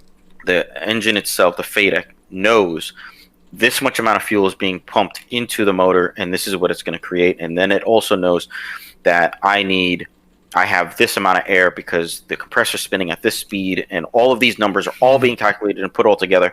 So it knows what it needs to do. And that's what the FADEC does. So let's put it in, try to put it in simpler terms. More modern general aviation aircraft may not have a proper prop lever and mixture lever. in the traditional sense that you may have seen in years past. Why? Because they are FADEC controlled. You put power on, it knows what to put the prop at, it knows what to put the mixture at, and it'll do it for you. Similarly, if you jump in Microsoft Flight Sim 2020, you'll see that there are some modern aircraft that don't have a prop lever. Even though they're considered complex aircraft and they have high performance engines, it doesn't work the same way. So because the FADEC does all that work in math for you. Same thing in a jet engine. The jet engine, the brain, the FADEC will determine what it needs, and it'll tell the components to operate accordingly. The specific numbers, those are that I don't know. So you'd have the throttle lever and that's it. Pretty much, and you tell it, I want this, I'm demanding of this much power. Boom, and it's going to give you that much power. And the Osprey is unique because you have you have the throttle of the engine, but you also have the pitch of the rotor heads, right? So the Osprey is complex in a sense of you have these multiple different types of systems all working together to create the lift, because you go from, it's using the rotor heads to produce its thrust. Its lift is coming from that. In a F-18, F-14, whatever, what have you, you're producing your thrust through the exhaust, the raw exhaust of the engine. So, similarly how an afterburner works, once you tell it, I want max power, I want what do they call it, mill power, right? Or is it mill power max below afterburner? Yes, that that's I don't correct. know. Yeah. Okay, so so you tell it I want mill power. Well, it knows it's gonna dump fuel into the combustion chamber. You're gonna consume more fuel, which means that the FADEC is demanding more fuel. Your fuel flow is going through the roof, but then the way the jet engine works is you have that power turbine section and the gas generator section that is connected to your compressor, which is also spinning faster. So the engine is self-sustaining. So once you introduce the more fuel, it's going to burn faster. It's going to burn hotter. It's going to produce more power. Similarly to telling it to go an afterburner, but within the engine confined itself, and then in the fast movers and the jets, then you can complement that raw thrust with raw fuel in the exhaust to produce afterburner. And then you have even more power, right? Osprey engine, very similar. You want more power, it's going to dump more fuel in there. Your fuel flow is going to go higher. You're going to have more power available to you. You're limited by the amount of power the engine can produce, to what it's rated for, right? And that's it. You can only go mill power, and that's it. That's all you're going to get. Roger. Anything else, Miranda? So I have another question. If we're having how do we cool engines when there's liquid nitrogen that can cool all of the components? Does the engine can be cooled by liquid nitrogen? If so, I want to make it possible. I want to engineer those engines to be cooled by liquid nitrogen, so all of these bullshit mechanics don't have to deal with this corporate greed. Let's say, hey, fix this. They will have to take it the hard way. Otherwise, they will have no salary. Because that is the growing problem, the cooling. The lack of cooling. They only cool through air. And they have to make it rest, even though they are exposed in much heat. So why not liquid nitrogen cool those engines or these afterburners? It will not bring harm though. So I can kind of somewhat answer your question, but again, what you're trying to tackle is a very complex thing, right? So to try to bring it all together is the phrase KISS. Keep it simple, stupid. This is a military aircraft that's going to be in some very demanding situations and scenarios. With a complex cooling system like what you're suggesting, while it may work if it's refined and functions, what if it fails due to battle damage? And then what, right? Is it going to create more of a hazard if it exists than it didn't and it was air cooled? Now, truth be told is the Osprey does have a cooling problem because the airflow that flows out and then downwash, it circles back up and goes back into the intake, and it actually does overheat the aircraft. In the hot of the summer, you'll see Ospreys on the ground with their nacelles tilted to push the air away from it so that it's not sucking in its own hot exhaust. It is a real problem. Same thing with landing in a dusty, sandy environment. You'll see the nacelles tilted so it blows the sand and dust away from the actual aircraft. If you look at the pictures that Cap has up, you can see these two dots, these two openings beneath on the belly of the Osprey on the right-hand side there that's hovering on the carrier deck. So with those, that system is designed to take particulates that are coming into the intake and blow them out because they're heavier, so it goes to the outside and it gets sucked out, and there's a whole process, right? But air temperature cannot be affected by this system, so yes, it absolutely sucks in that hot air, and so cooling is a thing, yes, but what you're talking about is a very complex thing, and so I revert back to I would rather not have something as so complex, because I want the system to work in the worst of the worst environments.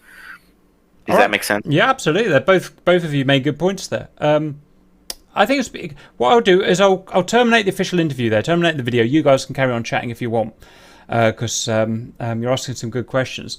But I've reached the 2-hour no-go zone at this point. So, well, first of all, you're a really good interviewee. Some people are, some people aren't. You can just talk, I guess. I don't know if you ever trained to talk, but you can just do it, which is good. So, one of my jobs in the military, I teach. I've taught when I was in the V-22 world. I did teach quite a bit. I worked at a training squadron. So, everybody that came in, I basically, taught them my knowledge. So whatever I knew, they knew. Another thing is in the Army, because I left the Marine Corps and I went into the U.S. Army, and one of my jobs in the Army now is I help facilitate the knowledge to transfer from civilian authorities to military authorities. For example, hurricane devastates an area. We have U.S. Army personnel, military personnel, engineers fully capable of assisting power line guys, utility guys. But how do they talk to each other? They use totally two different languages. They are trained differently. The tools they use are different. How do we combine that so that if in the United States something occurs, how do we take this knowledge that the military has and bring it to the civilian world without compromising, the federal, local, the federal authority with local authority, right? How do we do that? Well, that's my job. My job is to come up with doctrine and come up with different things that, procedures that exist so that a military guy can read it and say, this is my instructions and how I need to speak to the civilian lineman, the civilian engineer guy, to help build a bridge, help build a road, help bring back electricity infrastructure and stuff like that. So all of that to say, I have to be very well spoken in order to speak to the guys, because I'm just a sergeant, but the guys I'm talking to are colonels, lieutenant colonels, commanders. They are the guys making the decisions, right? So, so I had to teach myself to be well spoken. Makes my job easier anyway. Yeah, no, great interview. I learned bucket loads about that. It was interesting about the virtual airline as well, and some of the guys. We've got Mac here as well. Hello, Mac. Yep, Captain Mac. Super Mac here. We've got Captain Mac here. We've got Joe here. If you guys want to keep asking questions, please do. I should head off now. Thank you, Joe, for doing that. That's much appreciated. See you, Cap. Yeah, Good see you, luck, Brandon. man. All right, guys, I'm going to head off now. Thanks, Joe, for the effort. And if you can send me a list of links that you want me to link, please do, because it's there's so many we've gone through now. I can't remember what. Joe. But I'll see you guys later. Yep, Cap, Joe, thank can you very stay much. for a bit? Goodbye, Thanks, Cap, for the interview. All right, I bye. really learned a lot. Bye, man. Take